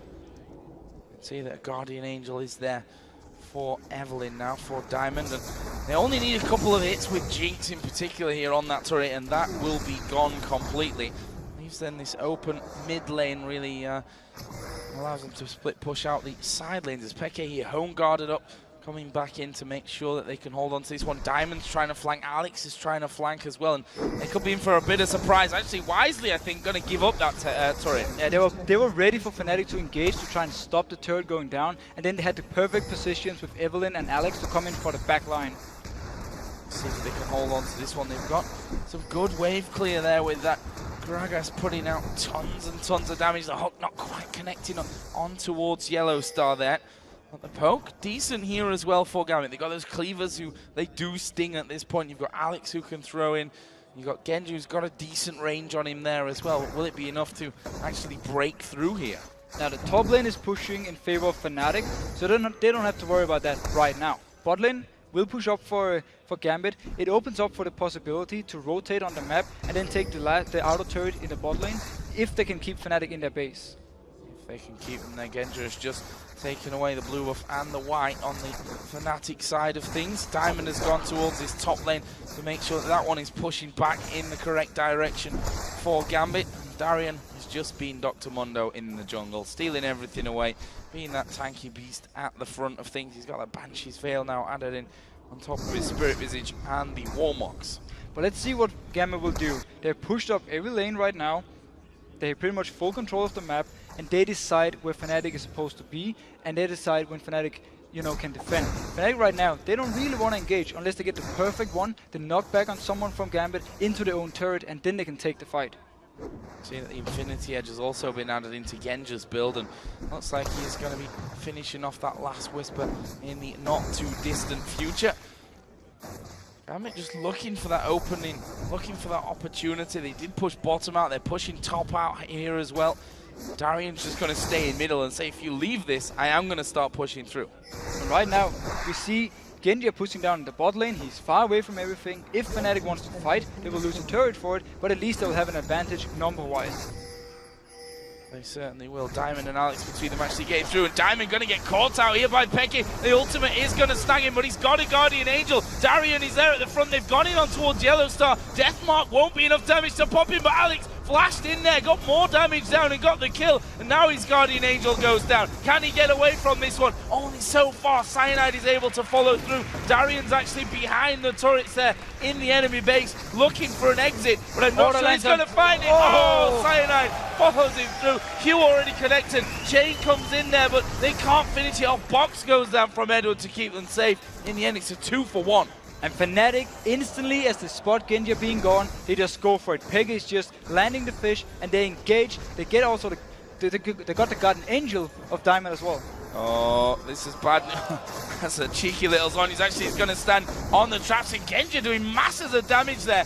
He's going to be able to force them back from this one. He is for now. Cyanide going low as well. Actually, they could chase in from this one. There's the flay coming down. The kick will get him. Well, he gets excited, and Diamond comes in from the side. Reckless is very low. Oh, almost been blasted in one shot there. He's healing back from the race, but he needs to run the hell away from that one. Diamond's headed around the side of them. I think he's going to have the range. Zap just missing out. Diamond doesn't want to go in for it. Wow. Fnatic pushed it down, and Gambit just turned around and took it. Sosa going for this. Oh, Edward actually going to be caught out. Soaz starts to move in. Flame Chompers go in, and actually Fnatic can't chase on after that one. 1 minute 50 until Baron comes up. This is Fnatic Gambit, just as we love to see. So much action, and Fnatic, gotta give them credit. They made the right decision when Genji wasn't there, took the fight. Then they overextended their welcome. They pushed down, and Gambit simply just turned around on them, picked up a kill, and now pushed Fnatic down. Now, what's next here? The Dragon is up. That goes down super quickly from Genji here. We saw in that last fight, they can't really stand and fight against him, because as soon as he gets that movement speed of when they take one person down, they can chase the entire team. There's nobody tanky enough in that lineup right now for Fnatic that can deal with him. If you look again, you made the point While we were at 40 minutes, you made the point 20 minutes ago that there's not really any armor in there, and I hate to say it, but there's still not really any armor there. No, but I mean, that means simply 3 damage from Alex. But he's really not the issue right now for them. Just the overall team of Gambit, they're team fighting so well, and they're so far ahead that it's very hard for Fnatic to do anything unless they punish Gambit when they do something wrong. So a bottom lane just being pushed out once again, and really ramping up to this next Baron where Gambit are surely going to be in the right place at the right time. Something like that is not a freebie that you want to give up at this stage of the game. Alex is actually on the top side of things as he spots Yellow start. Not going to want to go too aggressive on him there. They just want to make sure that they can hold that portion of the map. They just spotted a ward going down in middle. Alex is already flanking around the sides from this one as well. 10 seconds until that Baron comes into play. Are we going to see Fnatic position for it first? I like the fact though that Fnatic has moved out of the base, gotten some vision around this area, and simply saying, you're not going to get this Baron for free. We will try and fight for it. They're trying to push out that top lane. I don't think they dare go in for that one. Alex has gone on towards Yellow Star, and he's not going to die from the death mark. Alex got away without taking too much damage, and he forces the support and that big AoE stun out of the fight. I think actually the Mikhail saved his life right here. He popped it, and boom, after the death mark hit, and he actually survived. So that was, they got it. Oh, really get caught. Yeah, Pekka getting caught out here somewhat, as we are going to see Diamond throw down that ultimate. Cyanide is at the front, can kick one back here if he so chooses. Darian actually taking a lot of damage. He's now got that Guardian Angel in there as well. In fact, we've got, what, 3 now on the team for Gambit. They force Fnatic off, but will they have enough to do Baron? I think with Jinx in there and someone tanking it, it's going to go down so quick. Yeah, they can do it with a few people and then keep like Darian to just harass and try and keep Fnatic away. There is a ward, so they have full vision of what's going on, and they're moving in for this. Moving in from the side, Soaz up on the top there, just harassed out by Diamond. Darian trying to be a wall basically between that Baron and the Fnatic team. Peke has started to move around the side. They've stopped doing Baron for now. He's going to be low at 2,900. Edward is going to get singled out from this one. Use the Mikhail's on himself as Peke uses the Zonias, but they're focusing now Darian. Is Darian going to get away? Super Mega Death Rocket. Alex Hitch is in the middle of them as well. And Alex is still going. Double kill for Zed. There's surely going to be more. Good kill in there from Reckless. Will throw Alex back, but they can keep chasing here. Cleaver doesn't quite connect on Yellow Star. He's going to try and walk off on the top side. Diamond going to pop his speed boost. He'll go under the turret, no problem for him, but he actually can't get close enough. Yellow Star gets away. Crazy fight again. That was absolutely fantastic by Alex. He goes in from the flank, gets a kill, and then he dodges the ultimate from Soaz with his own shadow, and he stays alive. That was insane play. And now Gambit have the time to back away once again onto the Baron. It was down to about 3,000 HP once Gambit peeled away from it and started that fight. This time around though, with Genja, Alex and Diamond there, it's not going to last 2 minutes, but look at it, Cyanide. If there's one man that can steal Barons, it is going to be Cyanide. It's got Darian to deal with here at the front. Is he going to be able to go over? Gambit have actually stopped doing Baron for now. Too risky to go in there. Alex Hitch goes over, but gets kicked straight back as Cyanide goes down to half HP. He's got, actually Baron's gone down there. Diamond actually finished it off in the backside. Darian's fallen low, but Alex is right in the middle. There goes the Super Mega Death Rocket in. Darian is still chasing this one. Doesn't want to go too far on it, and actually will overextend there a little. Culling comes through, blocked by Genja. The Guardian Angel did get popped there by Darian. Can he escape from it? Lanterns there. Regens with 5 million HP. Very smart by Gambit though. They stopped the Nashor when Cyanide was close. Once he got pulled away, they finished it fast, picked it up, and then went in for the kills. Ignore, by the way, what I said earlier about Alex not being the main issue, because holy cow, he's doing so well. He is an annoyance, I think, to say the least on that one. And look how fast these towers go down. That is the first inhib tower of this game. The inhibitor's going to fall. Cyanide's done up for 25 seconds, where I don't think Gambit are confident enough to finish that one off. They're going to go bottom. They could go top as well. The Waves in similar positions. They can take the blue buff and the turret, or they can play it safe and simply back off. But this is Gambit. They'll definitely go for this turret. Not wasting any time, and that's what they like to do there. Finishing time after picking up Barons is lightning quick, to be honest with you. You don't mess around when they know that they've got the advantage to get things going. We will, however, see one of them just backing off, and they've not been home for quite a while. We can see the CS totals. Genja is now ahead of Reckless. It's Just taken by- yeah, 45 so minutes, close. but he is. And They're now he's acti- behind now again. Rick is ahead again. So all in all, though, Gambit got pretty much everything they wanted from this Baron. Not only did they get the buff, they took the inhib, they took another turret, they blew buff away from Fnatic, and they can recall with a lot of gold, and now come back and fight. And the Banshee's Veil in this setup, you know, it's going to block the explosive cask out of Soaz. Tibbers coming down, so many uses for it. They got 4 on the team right now. And Edward didn't go that way, but he's got the Crucible anyway, so even if he does get on him, he can get out of it. Yeah, I mean, they're just doing everything to avoid, first of all, the engage, but also the burst damage from Peke. Because that's the only thing they can really die to now, is a good fish from Peke, and just instantly taking down a target like Genji or Alex. There's also the Guardian Angel, though, on Alex. He's going to be so hard to deal with. Banshee's Guardian Angel, and all that damage as well to add in. Gambit starting to move their way up towards that top lane here through the enemy jungle. And Darian, is not scared of just getting in, picking up the Twin Shadows here.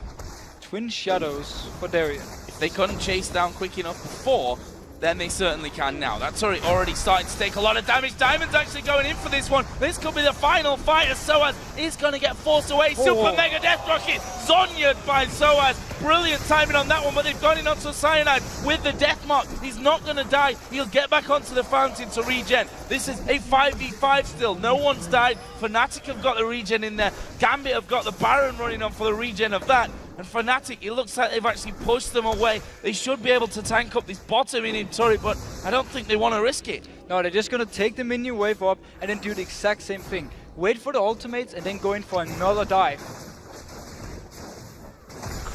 Incredible game.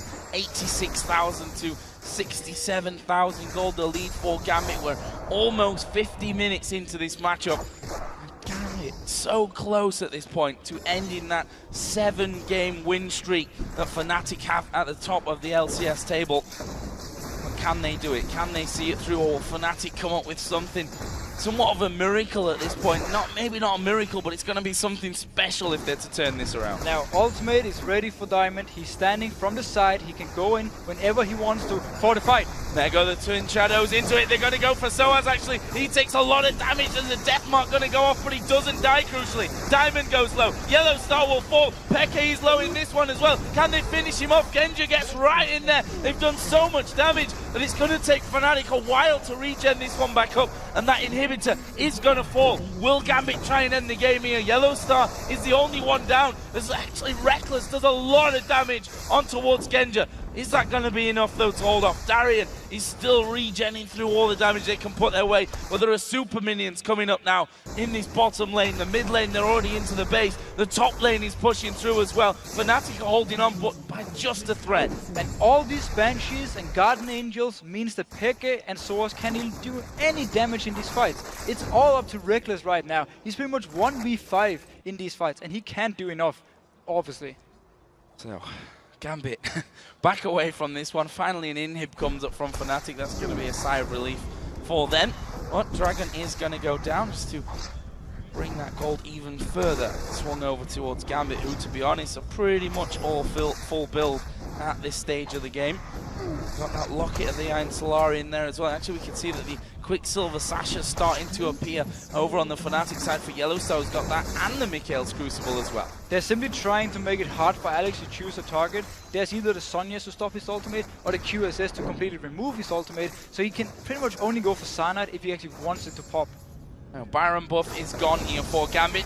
See Alex go in there. That, as I said, inhibitor did respawn in. They're going to put some good damage down on towards Alex Hitch there, but you see Diamond getting involved as well from the front side. Alex going low, but don't forget the Guardian Angel. That's going to get him out of trouble as Darian is going to fall low. The culling is coming through on that one. Can they finish him off? Alex so close to going down. Genja's going to go low as well. Soaz's barrel not quite going to land on its target. No one going down from that one. The super minions, though, they're hammering it away, and they're going to take down at least one of those Nexus turrets. Gambit see their opportunity. They're going to try and push through for the win. The second Nexus turret is still alive, but Cyanide has now fallen, and here surely will be the win. And the first loss for Fnatic this season. So that's going to Zonya'd through the damage there of the Death Mark, but not the rest of it. Double kill for Edward. Gambit still fighting here. They don't want to finish the game without getting more kills. Peke will Zonya'd. Darien going to get his Guardian Angel pot, but the Nexus goes down, and Gambit take down the Fnatic for the first time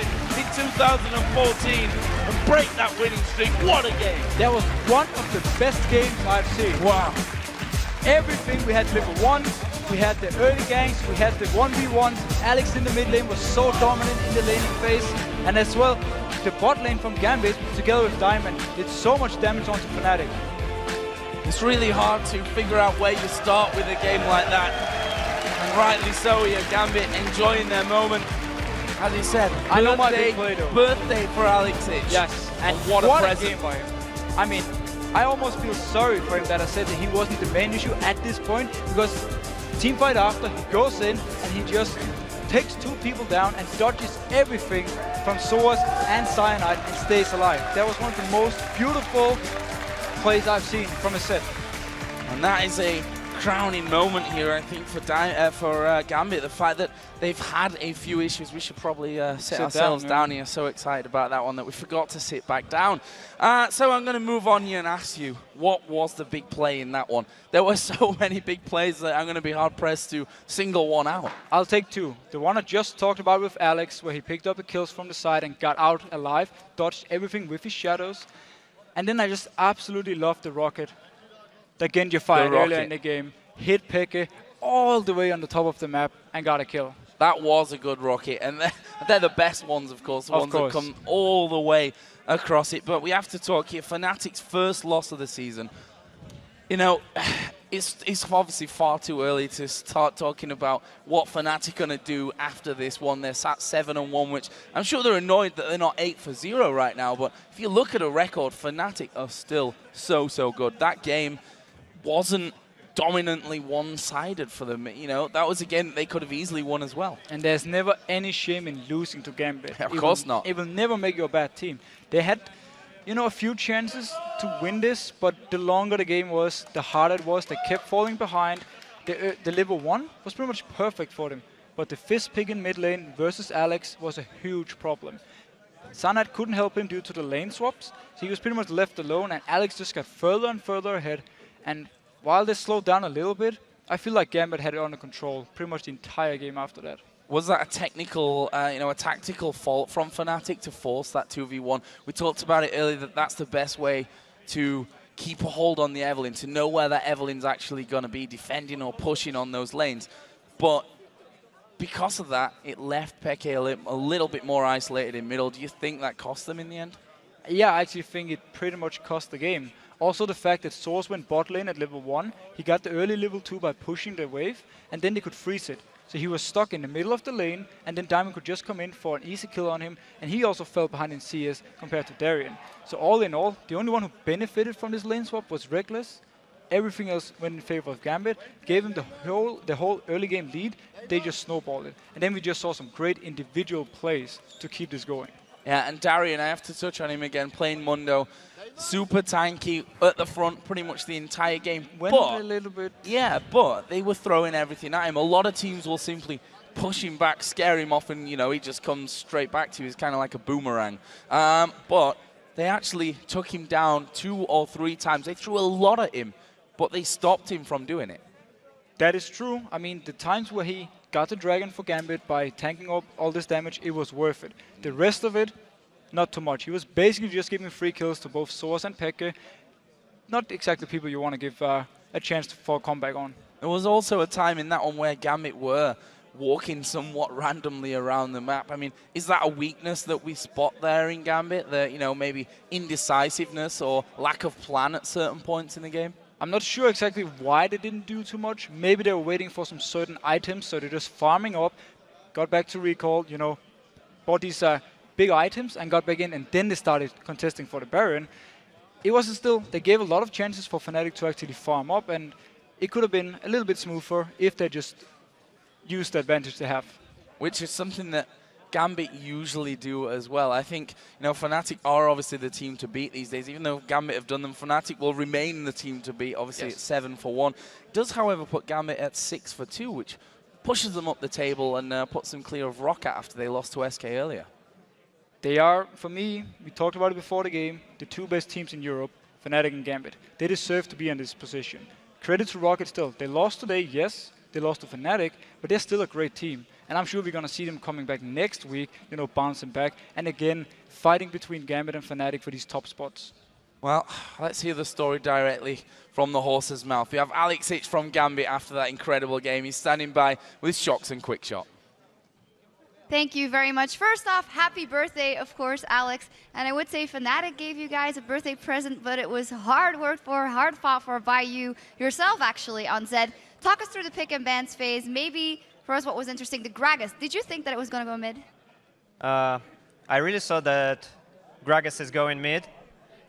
And I was thinking about Riven or Zed, but after seeing like Lutzen pick and Lee Sin pick, I thought that Zed is better overall.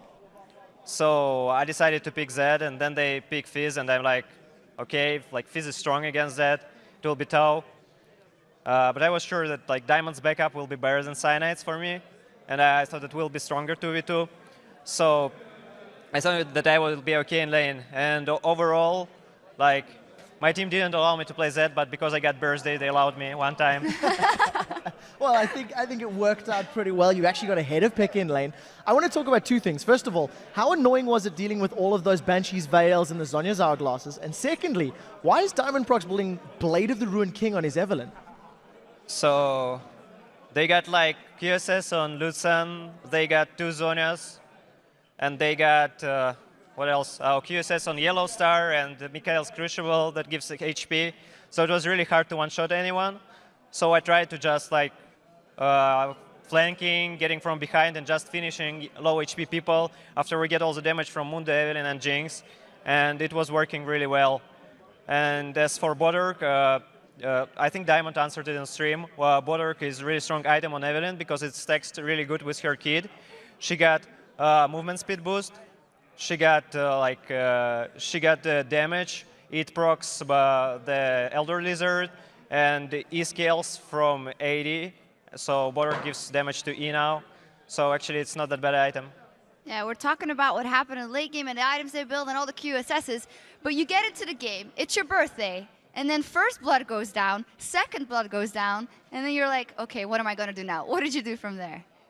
So this is the usual Gambit game when we invade on blue and die against Fnatic. So it's our tradition. After we lost a couple of games like that, we're getting used to it. So it was much easier this time. And I think that after they died too, I think that Darian got some of experience that he needed for 1v2. Xpeke got late to lane, so he lost some experience. And overall, I think that, okay, Gragas could deal with the lane, but I think he could do it overall. Gragas would be denied less than Mundo. So this was only 2 kills that give less gold than they usually did.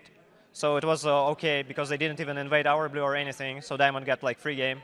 Well, I'm excited to see Gambit playing, yesterday's game against Alliance today, playing back on the Assassins, even the jungle. You played Kha'Zix yesterday, Zed today. Talk to me a little bit about the picks and ban strategies. You tested the jungle Shen last week. How was the scrimming, the practicing, and how are you deciding which champions are going to be playing in the LCS? I don't know. About Zed pick, I just saw Bjergsen playing it. I just thought about it. Maybe that hero was not that bad as I thought. So I tried him in solo queue. It worked. I decided to try it at LCS. Yeah, but it's interesting to us because it's a very big difference. Sometimes we see you going back to that Orianna, which is a totally different champion to play, where you just farm and wait till you can drop that ultimate late game. And this is a very all-in champion in the beginning. Why is it that you make those choices? Is that because you were playing versus Peke, or? I feel more confident on Assassin with our team, because most of the time, everyone in our team playing a bit stubborn and trying to face-to-face enemies. So me and Diamond are the only ones that are flanking and going from behind. So it's backdooring Xpeke is easier on Assassins. I like that. I like that. I've got a question now. I believe it was Edward was saying on his Facebook page that there was rumors maybe a gaming house might be coming. Talk to me a little bit about some of this. Is this something Gambit is considering? Are you looking into it? Or, what's happening? So I think that we should have the gaming house week before in Kyiv. But there are some circumstances that doesn't allow us to do that. So depending on the situation in Kiev, we will maybe reconsider gaming house in some other place, or won't have it at all because like we wanted to have it in Kiev. Okay, final question. How are you going to celebrate your birthday tonight? This is a hard question because we're getting back to the hotel around 1 a.m. I think, and at 3 a.m. we got like flight. Okay, that's a good point. So, like my birthday is almost ending already, and we got to prepare for the flight. So overall, maybe we'll have like with Katya, my wife that is here, we'll have work just in night cologne, and hope we won't get ganked by Fnatic's fans. All right, well, enjoy that and enjoy a little bit of your birthday you have left. Fantastic victory here. Thank you very much, Alex. And now we're going to go back to Joe and the Fee Show to see where we are at the end of week 3.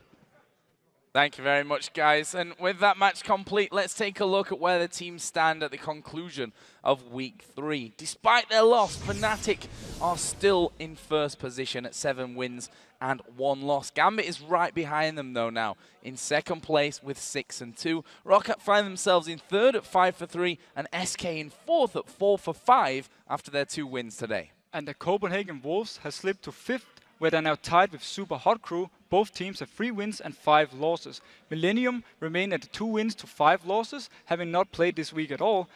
This puts them on 7th place. And sliding back to the bottom of the rankings, we have Alliance. They're now in 8th place with 2 wins and 2 wins and 6 losses.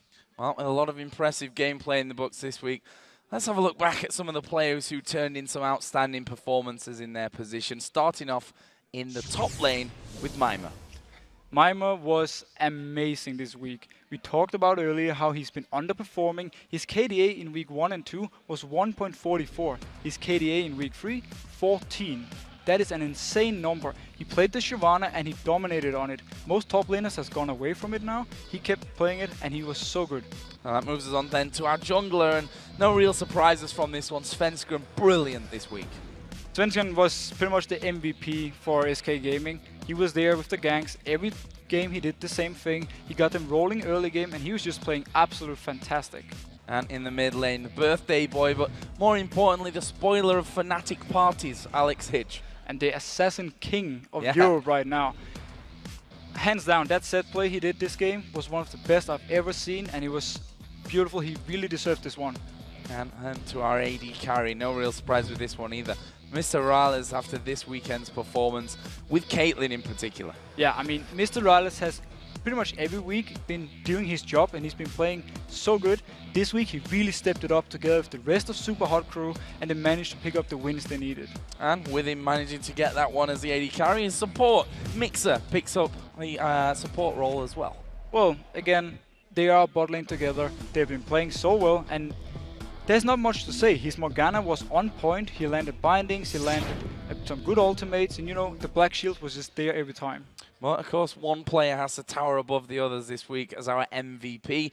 Pretty hard decision to make this week with such amazing games across both days, but ultimately we decided to give it this week to SK Gaming's Candy Panda. And he's simply been taking the team once they got out the laning phase on his back, and just his team fights have been perfect. He managed to get 544 CS as Sivir. Even though they lost the game, he was still the only one keeping them actually in the game. Afterwards, his Jinx game, there was great synergy together for Svenskeren and Enrated. Every time they started something, he was there, he picked up the kills, and he snowballed the game. And the last one, the Vayne game.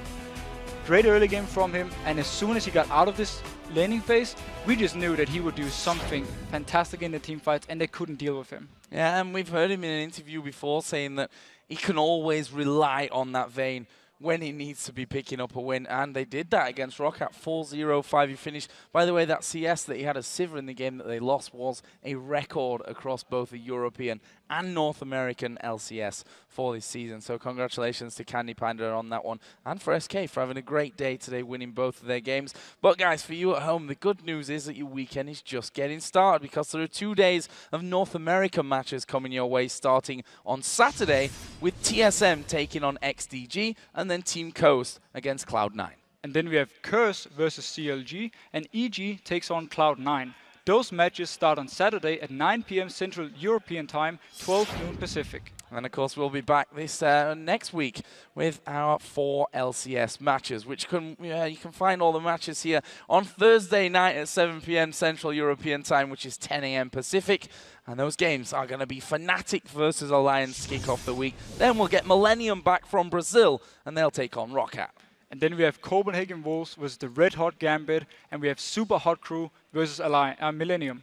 Well, right now, guys, Freak and Kobe are ready to bring you the next match in the European Challenger Series quarterfinal with Cloud9 Eclipse versus Pulse Esports. Guys, take it away. Thank you very much, Joe, and welcome everybody to the 2014 European Challenger Series, brought to you in part by your friends at Coca-Cola. I am David Freak Turley. Joining me tonight is Sam Kobe Hartman-Kensler. We got some fun games going on today. Very excited. I like how we get to watch the whole European LCS now before we jump into Challenger. Yeah, it starts at 10 a.m. We get to go into work and immediately start watching games and then just cast more of them. It's a wonderful experience. Now, guys, coming up on tonight's broadcast, we have the last European quarterfinal match in the spring series. That is Cloud9 Eclipse versus Pulse Esports. Yeah, so the winner of tonight's best of 3 will advance to the next week's semifinals, where they'll face off against Meet Your Makers, who took out Eyes on You last night. Now, it was a good match. If you guys didn't see that, you can go back and watch it, of course, on the YouTube and everything else. But, of course, don't take his word for it. Let's check out the bracket. You can see for yourself what's going on. Let's start at the bottom and work our way up. Like Kobe put it, I'm going to go the winner of tonight's best of 3 quarterfinals will face Meet Your Makers next Friday, February 7th, in our second semifinal match of the week. But first, on February 6th, it'll be former LCS pros, the Ninjas in Pajamas, taking on the tongue-twisted squad of the Challenger Series, Trick, Tick, and Duck, in our first semifinal series. Yeah, even you got that one wrong. Boo. Trick, Tick. It's just Close it's a tongue enough. twister. I didn't even know that was on purpose, actually. I should have even called you out on that one. And of course, as always, if you want more information, head over to the home of LOL Esports, the appropriately named lolesports.com. And you can find all of the information on the Challenger information that you need. Just click on that tab that says League and Tournaments near the top of the page. Of course, guys, let's get to it. Tonight's best of 3 quarterfinal between Cloud9 Eclipse and Pulse Esports. Spawning in the blue side for tonight is going to be the top-seeded Rank 5's team, Challenger Series, Cloud9 Eclipse. Yeah, so far in their 2 games in the Challenger Series, they've locked up the top. They've looked like the top team. Yeah. Pretty easily dominating Aatrox Gaming before taking down heavy bot lane as well. The key to their success has actually been their bottom lane. Yeah. Their support Voidal has played on Gambit last year, and he's actually now in Challenger for Season 4 already. So he's jumped up the ranks pretty quickly. Then the MVP, we have to give it to their AD carry. Hjarnan is how you say that. Yeah. He's played Lucian in both of their wins, and he's got an incredible 15-1-8 combined. Yeah, and he was like top 40 on Challenger last I checked, so he's like way the heck up there. Now, of course, the team tasked with shutting down Hjarnan in C9 today is Pulse Esports. Now, Pulse went man mode and Revolt Gentlemen Esports Club before tossing aside Salat to reach today's quarterfinal match. Pulse Esports roster used to play under the moniker of Heroes Team, and they're a Polish squad with a lot of ties to the European LCS. A couple of them were actually on Team Rocket. You know, they've been doing all right so far in the European LCS, so it's a good tie to have right there. Yeah. In fact, their jungler, Kikis, is still a sub on Rocket right now. And their star for Pulse so far during the Challenger Series is another former member of Rocket, the mid laner. What is that? NIQ760. Yeah, he's been around. He keeps hitting his name, actually. Sounds like a mouse or something. Highly technical. So he's carried Pulse to victory in both of their games so far, going 9-3 and 8 as Yasuo versus the Gentleman, and then 8-0-3 as Nidalee versus STO. Pretty good scores. Yeah, they've been doing a really good job, and of course Yasuo, is back in the mix this time. We've seen him picked and banned throughout the LCS this week, but I always like seeing the all-star Yasuo players because you're almost sure to see that champion in Champ Select in the bans or in the picks. Yeah, like if Coaster playing Zion Spartan, definitely you either want to ban that away from him or have a plan to deal with it. So you either get to see him play or see the face on the screen, I guess. Yeah, see what happens. So Nidalee dropped away there from NIQ. Riven dropped from Fabiven. He's a really big fan of Riven play. Actually played her both times so far in the Challenger Series. These guys really know their bans coming into this one. A lot of people that liked Riven also like Yasuo, though. So there's a lot of crossover there between these melee AD carries that are very popular right now. Yeah, Fabiven has been playing him in solo queue there. The Thresh Voidal's by far most popular champion, or I guess favorite champion. whatever it's going to be. Elise, actually interesting. So Ku not wanting to first pick Elise for his team. C9 has other ideas here. I mean, with Vi and Elise being banned out, those are the two really go-to junglers. Now it opens up the gates for like Olaf, Wukong, my favorite, Fiora. I think that one's going to shoot up the ranks pretty quick. Fiora jungle? Fiora jungle. She's really strong right now because of the changes to the Spirit Zone. Okay. So I'm just saying, that's going to be the next big jungler. I hope this is true. I really do. It's not a joke. In the late game, her ultimate is crazy. It's like Wukong, except she just kills everybody instead of knocking them up. Fair enough. All right, so Elise Sin actually the one picked up. Not Riven, unfortunately. Not yet. Likely a jungler here. Pulse. I feel like those aren't their real picks just yet. I feel like you wouldn't grab Singed and Mundo this early. No, if they had the those plan two here. Don't really synergize well for you. They Well, do the same thing. I don't mind them both being on the same team, as like you run like Sivir Mundo Singed sounds amazing, and I would be on that team any given day. But like, why pick Singed this early when you could pick Mundo and hide, and then go from there? I'm just saying. I think you're a genius, Freak. I am a genius. They're probably not going to lock those two in. No.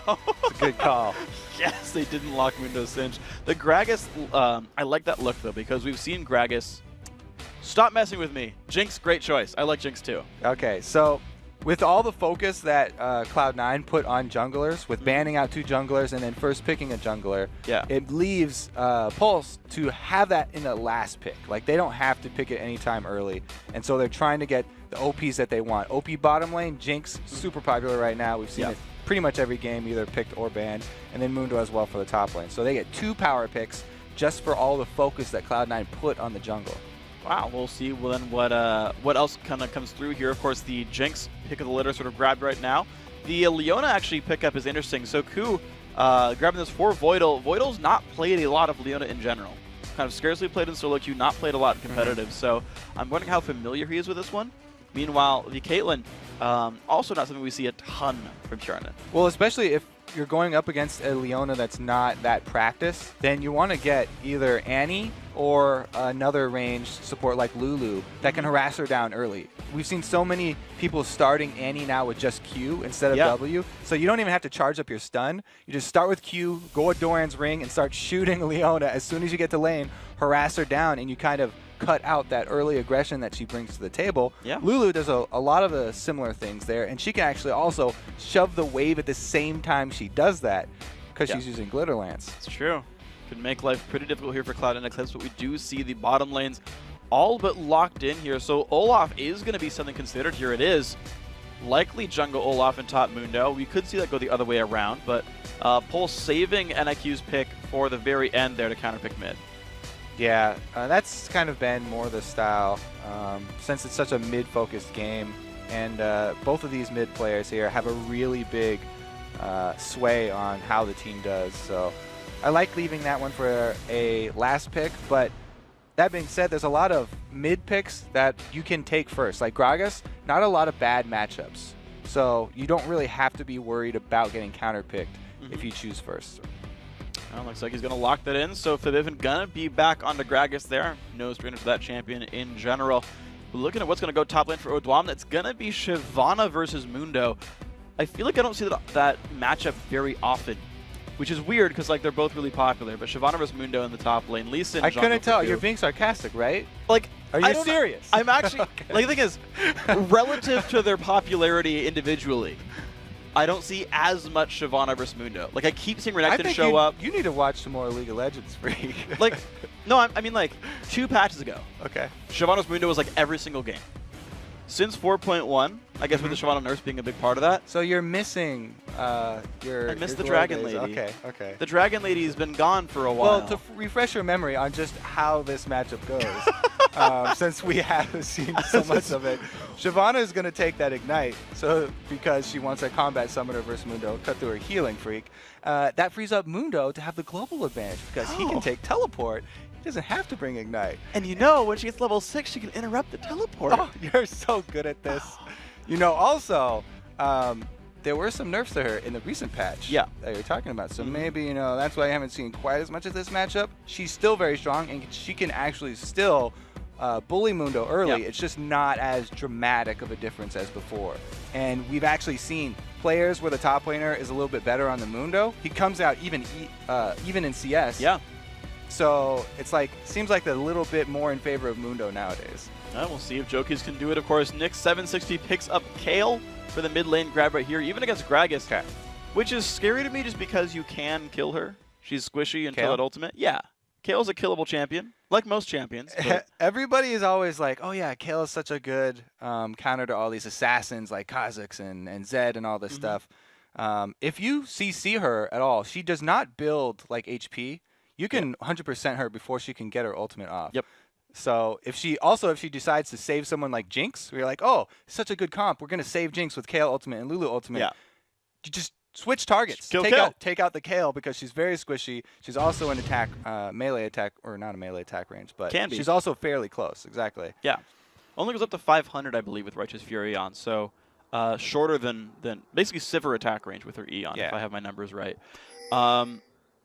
And thankfully, we're in Spectator, so if she misses the ultimate, we can just point it out and be like, yep, didn't press R.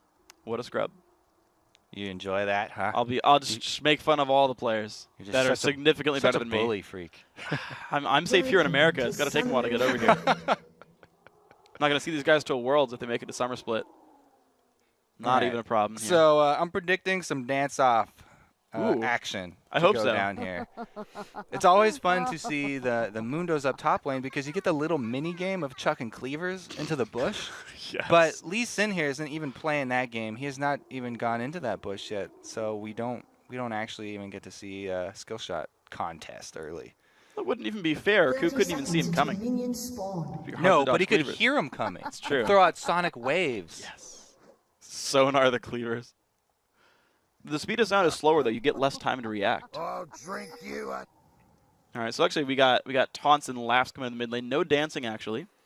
Odwamna in a bit of an interesting spot. He's kind of more towards the mid lane. I feel like there's a plan here for C9 because of just the fact that Lee Sin's up more, or maybe I'm like looking at nothing. I'm pretty sure he's just going to start on his red. That way their bottom lane, the Caitlyn and Leona, can shove. This is what a lot of people have been making this adjustment because they don't want their bottom lane to get pushed in early and be behind that early level 2. Yeah. So a lot of junglers have been not requiring their duo lanes to help them.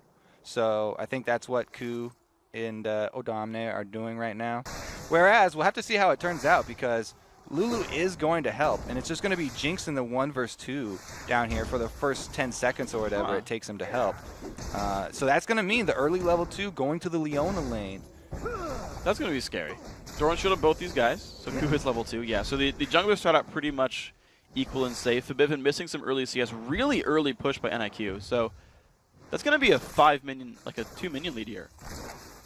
Dang, 2 minion lead, that's huge. Now it's down to 1. So I thought Kale got the entire wave, and I'm like, wow, she only got 4 CS in the shove. Never mind, that completely ruined my entire point. It was good because she was going for that harass that you're talking about. If you establish yourself as the alpha player in lane early, then you can play around the other person being defensive from then on. Yeah. So even though you lose out on the CS on the first wave by going for full harass, you can make it up later. Ooh, Voidal shouldn't have missed that one. So I guess you were talking about how he hasn't played that much Leona. Yeah. Maybe it's showing. Missed that one. Right there. Thing is, Alendix actually, he's been spamming the crap out of Leona in solo queue. It's like 3 times as much as next most played.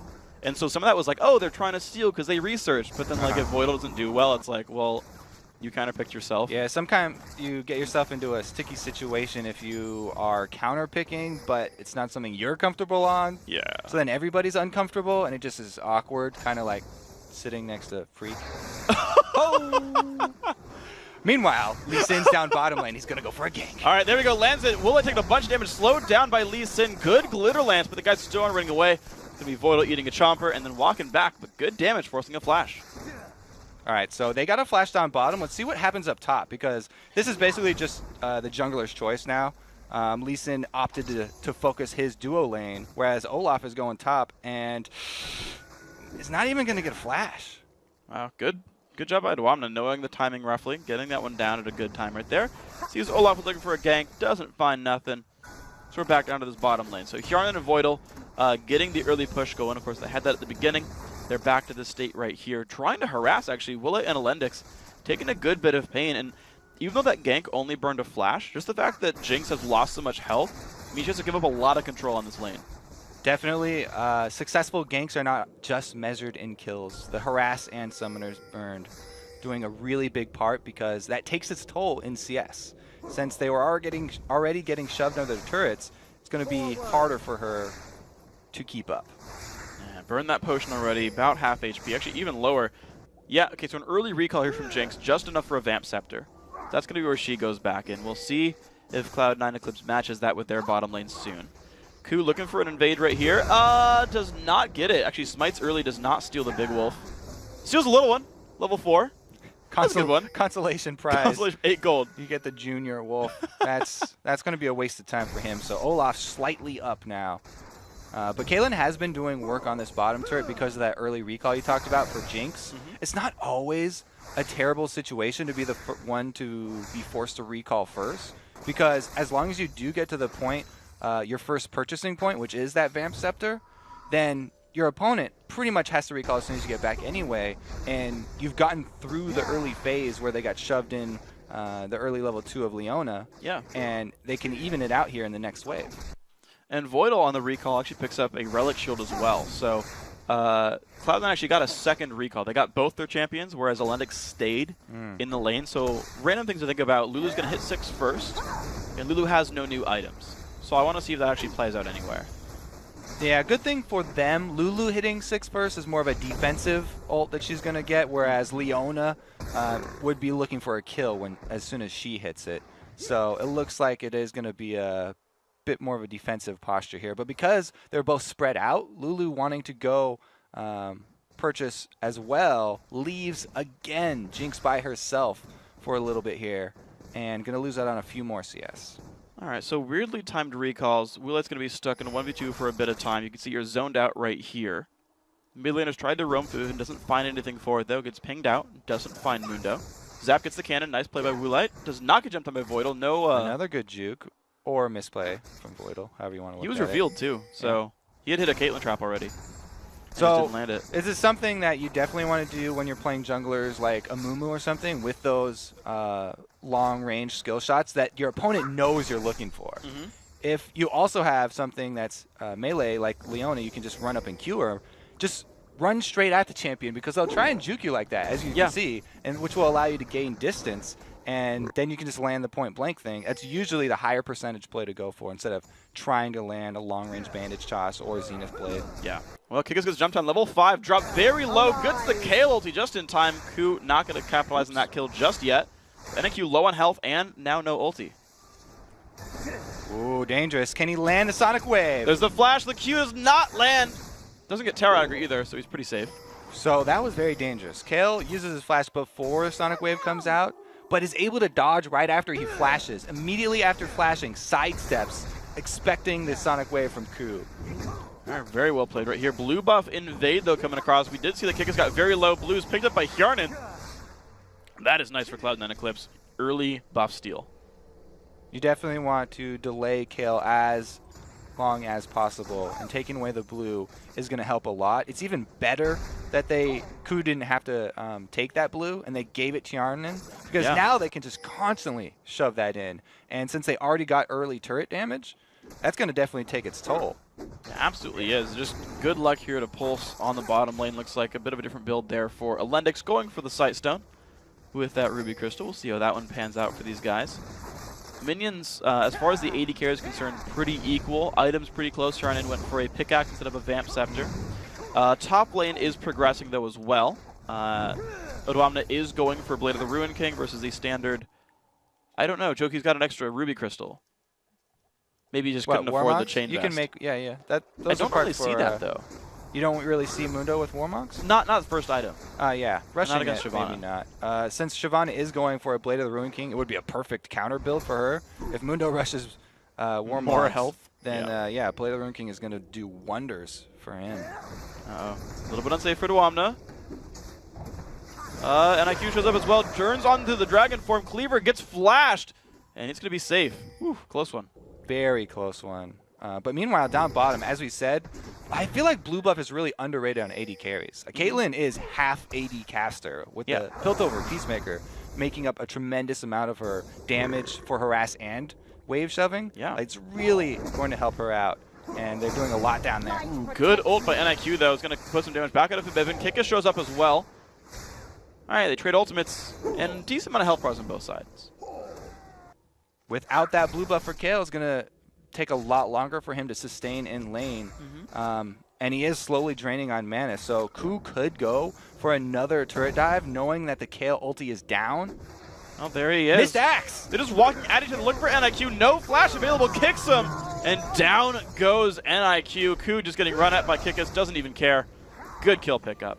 I like that he was going to go for the Dragon Kick into the Sonic Wave so that you can actually use your target's body as an escape to get out of the turret. But the kick killed him anyway, so it was unnecessary. Good thing the turret was on for Forbidden, though. Just able to walk out. Wow, the jump on a kick is good damage there. Ku forced backwards, but he is playing very aggressively and landing a good amount of it. Yeah, Ku's really having a good time in that mid lane. Every time Forbidden calls out the cooldowns there for Kale, he makes the move and he capitalizes on it very, very quickly. I like their mid and jungle communication seems to be really on point so far. Yeah, they're doing a good job of it. And I also want to point out that Ku got an early Doran's Blade. His Spirit Stone just now got finished. He's going towards Ancient Golem. But he had Boots, Machete, Doran's Blade. So he's like going for the combat stats, knew he wanted to get those ganks in. And he found him, so that was good. That is an interesting play because a lot of people really want to get the Sight Stone as early as possible to be able to make those more of those spectacular plays. But with the addition of those trinket-free hopping wards there, less so nowadays. Yeah, you got something to cover that one for now. Pulse pushing up the mid lane for now. Minions actually going pretty well into Forbidden's favor right now. 1,000 gold lead for Cloud and Eclipse. Oh, nice knockback, and they've got Ku coming in, but Forbidden forced backwards, but just buys enough time, doesn't land the Sonic Wave. So that one, we already talked about the mid and jungle communication. It seemed like Forbidden was just a little early there as Lee Sin was not in position, but sometimes you do that on purpose because a laner that sees that much aggression is going to instantly check for jungler, and when there's no jungler around, then it'll put them at ease, allowing him to come in later. Shows up, yeah. It's like a double fake or something. Pulse. A triple deke. Go for Mighty Duck reference? Yes. Yeah, oh yeah. Yes.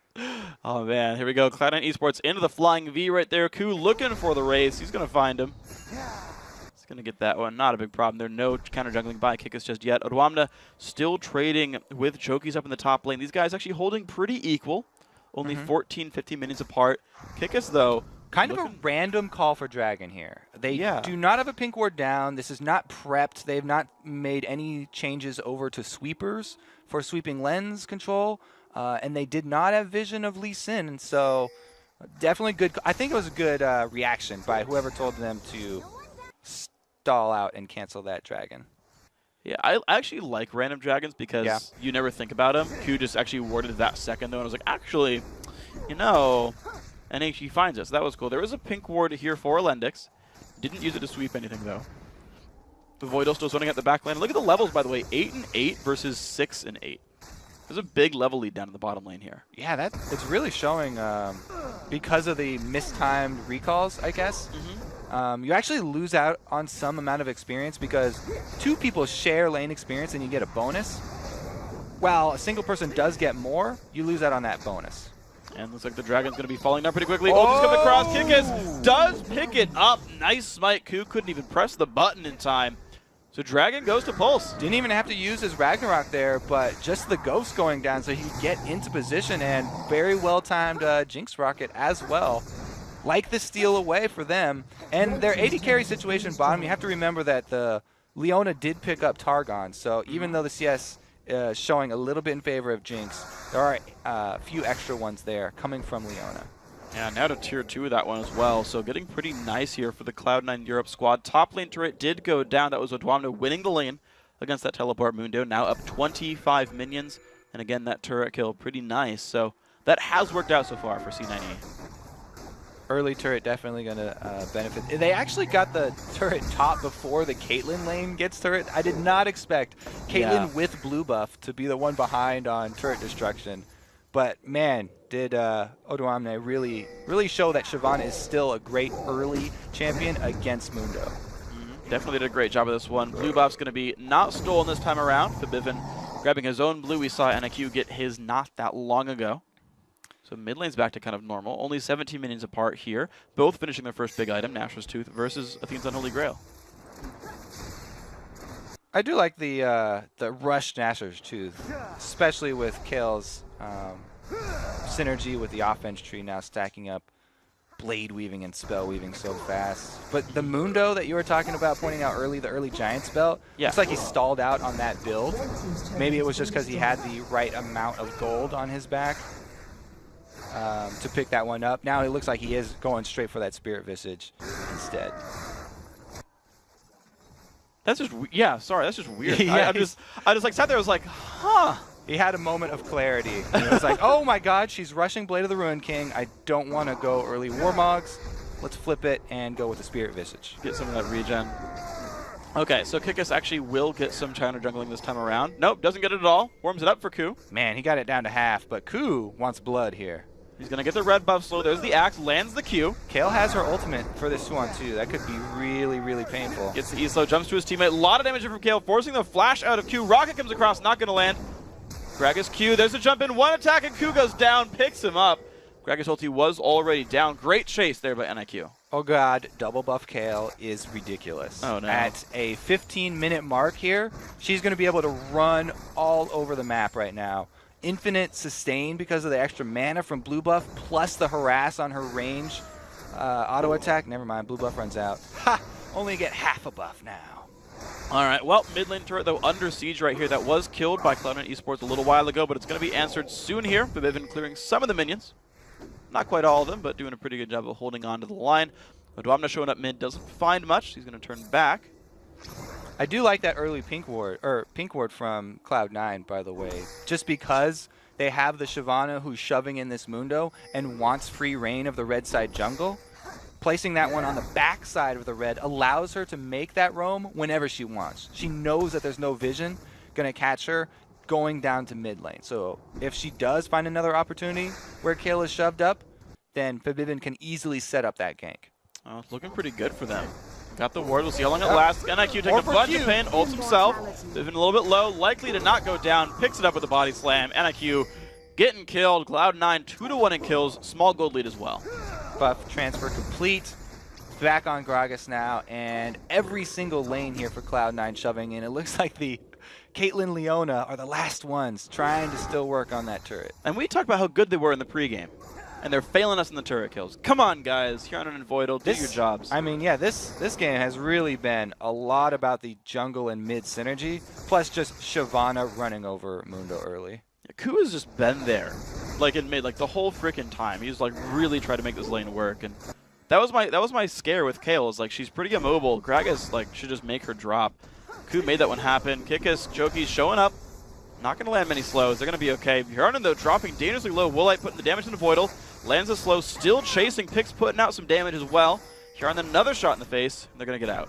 The thing is, too, as we move more towards the mid game here for Cloud9, they have an amazing siege team right now. I mean, Gragas plus Caitlyn, anytime you just have those two champions by themselves, means you have a good shot at the late game tower sieging. So if they ever do get out of this lane here, if they end up taking out the outer turret, as soon as they join the rest of the team, it should be pretty clear path for them. But on this top lane turret, dangerously low. Cloud9 forced to run away from Jokies. We'll see if that path can get cleared for these guys. See if they can keep it going right now. 2,000 gold. Dragons up in 45 seconds. So not only have Pulse warded defensively for their bottom lane, because this is the last outer turret that they have standing down there for Lulu and Jinx, but those wards that they use to see the incoming ganks and tower dives are also going to set up well for that dragon. Yeah, it's going to be a good place for these guys. We'll see him Pulse. We'll see Pulse coming in. Pulse shows up to the mid lane, pushes them back. 23 seconds now on Dragon. Voidal adding more to the ward coverage, adding another one to that route in, that one in the upper right-hand side jungle. Hasn't been cleared yet. Kickus again jumped on. Forced to ghost away. And she's going to miss the dragon. Just airball. Wow, that's embarrassing. Right over Olaf's head there. Ku actually going to get caught out a little bit here. He's going to be okay. They'll blue buff goes to NIQ right before the fight. Kickus forced away. Odwamna still a dragon, but a shamed one. That was definitely a Free Willy moment. Olaf just sees the giant blue dragon flying over his head. But we already prepped this point really well because we said, Mundo taking teleport in that matchup means he has the global advantage. So even though he got shoved in super early by Shyvana, he's been able to stay up there and get some CS back and put some pressure onto this turret while the rest of the team forces a dragon. And they get it completely. Pulse able to delay until they have to react to the teleport Mundo moves. No, Cloud9 is going mid instead. The plays here, these guys just making just advantages out of nothing. They're still going for the inhibitor turret, and here's the teleport from Mundo. They've now cornered themselves. This is a tight spot. Okay, Traps land, hit 2. Sharna in a bad spot right there. Mundo comes on and Kick is chasing as well. The dive in towards the Lennox. 3-man knockup. Q forced away. Oh, the stun onto NIQ. He got it. Oh, he kills him in midair. Goodbye to Lee Sin, trading 1 for 1 so far. Voidal trying to solo the mid laner. One more, gets him. Fabivin not in a good spot though. 1 versus 2, or 2 versus 1. Kickus picks up 1. Now the 1 versus 2 for Odwamna. Nowhere to go. Is going to have to be pretty careful at this one. Still wanting to fight. I'm not sure that this is a good idea. This fight's going well for Pulse though, 3-2. Now, Cloud9's thinking there.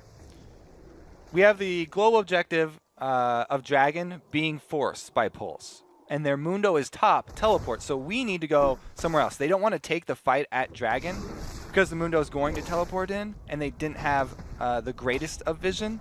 So they decide to rotate mid. Sounds like a good idea. But after taking them down the first turret, they move on to the inhibitor, which sandwiches them between the turret damage and the rest of the Pulse team. So they are inevitably going to have to take that fight anyway that they didn't want to take around Dragon. And it ended up going against them this time. It was actually a pretty good job by Cloud9 by splitting up the team. As soon as Kale ulted, you saw Ku kick him out so he couldn't get off damage freely while he was invulnerable. But then it was so hard for them to finish off the Kale. Ended up getting another kill before it went down. The mid-air Lee Sin kill, I think was my favorite part of that one, where he's like diving forward and it's like, I'm gonna get you, and then like swatted out of the air. Like Ku going in again, though. He misses the combo this time. Slow onto Willet. They're going to go on forward. Actually, Ascension used. Oh, no, the slow lands. And goodbye to Jinx. Alendix going away sad and alone in that bottom lane. So when you miss the Sonic Wave after your Dragon Kick, that's often because your mouse was too close to your champion trying to throw it out, so you don't get the right angle, and he just barely missed it right there.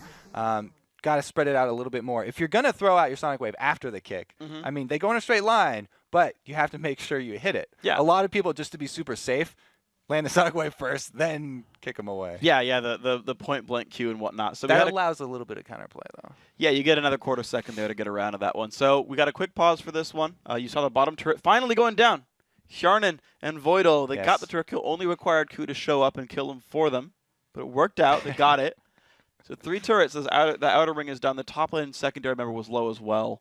So Cloud9, I remember from looking at these guys that they're all individually very, very skilled. And on paper, they look like stronger players. 4 of them were in Challenger last season. Voidal made Challenger this season. That counts all 5 then. They've all been in Challenger recently. In the last like 2-3 months. And obviously Challenger in 5s. Rank 1 5s team under Apples is sour. But what I saw from them, and this is what they said as well in interviews, is that they were really bad in terms of like coordination and shot calling and like closing out games. Now I did see that in their game against Heavy Bot Lane a couple weeks ago in their play-in match. They had like an advantage and kind of sat around Baron for 20 minutes and finally closed it out. Now I don't think this is like a game where they're heavily winning, but it feels like they're hesitant on making a lot of these moves to me. I think a lot of that has to do with how their bottom lane was still down there, and they weren't moving as a team yet. Yeah. I mean, I did like the Lee Sin communication with both Gragas and also the Shyvana play by herself. Yeah. So I have to see how they actually play when they do group up, because like you said, the bottom turret just went down. They've got Gragas and they've got Caitlyn, so that's a good tower sieging team. We'll have to see if they can actually pull off that end game strategy of the 5-man where they use the Gragas barrels for wave clear, as well as the put over Peacemaker, and then they can get chipping away at those turrets because they're going to have to avoid, was it Olaf is going to be running straight in. That's not really hard engage, so all you have to do is kite back. Yeah. And we'll have to see if they maybe can with explode Lulu. off. Is that like enough? Like if you like whimsy ults I mean, there's definitely reaction to that. Like Caitlyn is a mobile AD carry too, so as long as she nets away, it's going to be like just a ghosted Olaf running at you, waiting till he gets close enough for a Lulu ult. Trying to sprint out of that one. Yeah. Let's see. And so we think about this, and of course, Pulsar doing a very good job, right? Like they got freaking camped in the mid lane, and it's still pretty good for NIQ. We haven't talked much about Pulse. You have to say that last move that they did, where they got the top turret and the dragon at the same time, and then converged mid for the team fight, really was a whole bunch of gold in their favor because they were even further down at that point. Yeah. That was a good stepping stone for them to get back in this game. Yeah. If they want to continue that, all they have to do is hard engage on that Cloud9 team and pick somebody off, because Kayle Ultimate, if they can use it well to actually block damage instead of just using it on somebody who's low to delay their death, then that really makes a difference in those team fights when you have Kayle. He's done a pretty good job, I think. Thinking back to the fights so far in this game, NIQ has been ulting with Gragas ultis in the air. He's like, it's going to hit me in the mid lane, so I'll self-cast that. And he's tending to block the damage pretty successfully. I feel like his reflexes and his awareness is on point right now, so I think we'll keep seeing more of those. What I actually want to kind of think about, though, is, so you remember the Fnatic versus Gambit game, where, so Gambit's got the teleport Mundo, they're like in the gold lead, and they kind of weren't doing anything with it. They're like splitting around, but nothing kept happening. And Fnatic would like Gragas ulti initiate and just pick someone off. Yeah. I feel like we're going to be in store for something similar, where if, like Pulse is going to like split push. Yeah. Moon is going to be on his own. And then Cloud9 has to like go in and find someone and just blow someone up and then keep going. Because we were trying to come up with initiations for Pulse right now, and it's Olaf who can run at you and slow you, Mundo who can run at you and slow you, and then if one of them does get close, then it's the Lulu knockup. But neither, like, those are not hard engages. That's not something you can count on for a quick initiation, especially when you're going against Gragas, who can knock people back here. So it looks like it will be a shaky late game here, and we'll have a lot of time spent sieging up around towers and a lot of kiting, I think. Unless there's like a crazy miraculous play where it's like everyone dies all at once, like a big Gragas burst. Kayle has done a good job of catching people just with flash and slowing them with the Q. Yeah. So we might be just seeing slows being enough, and that's all they need. We saw that in the Wolves versus Fnatic game. Kautar would like just like flash on a Peke and just like burst him out. He's like, I have a Lich Bane, I'm Kayle. I'm gonna kill Ziggs, and it worked. And he would ult himself to not get traded back on. So, and that's always kind of fun, right? Like, this is one of the reasons I like heavy offense builds, is because you can be the guy who's behind, but if you play it right, you like two-shot your opponent, and you're like, haha, I won because I finished 2 items at a time. But it's true on both teams, because if you're ahead and you're a heavy offense team, you can actually one little misstep and you're going to go down because you're built like paper. Yeah. So it makes the games more exciting. That's why I like the Ruin King Shyvana. Do a bunch of damage. Ruin King Evelynn, also a good one. Diamond.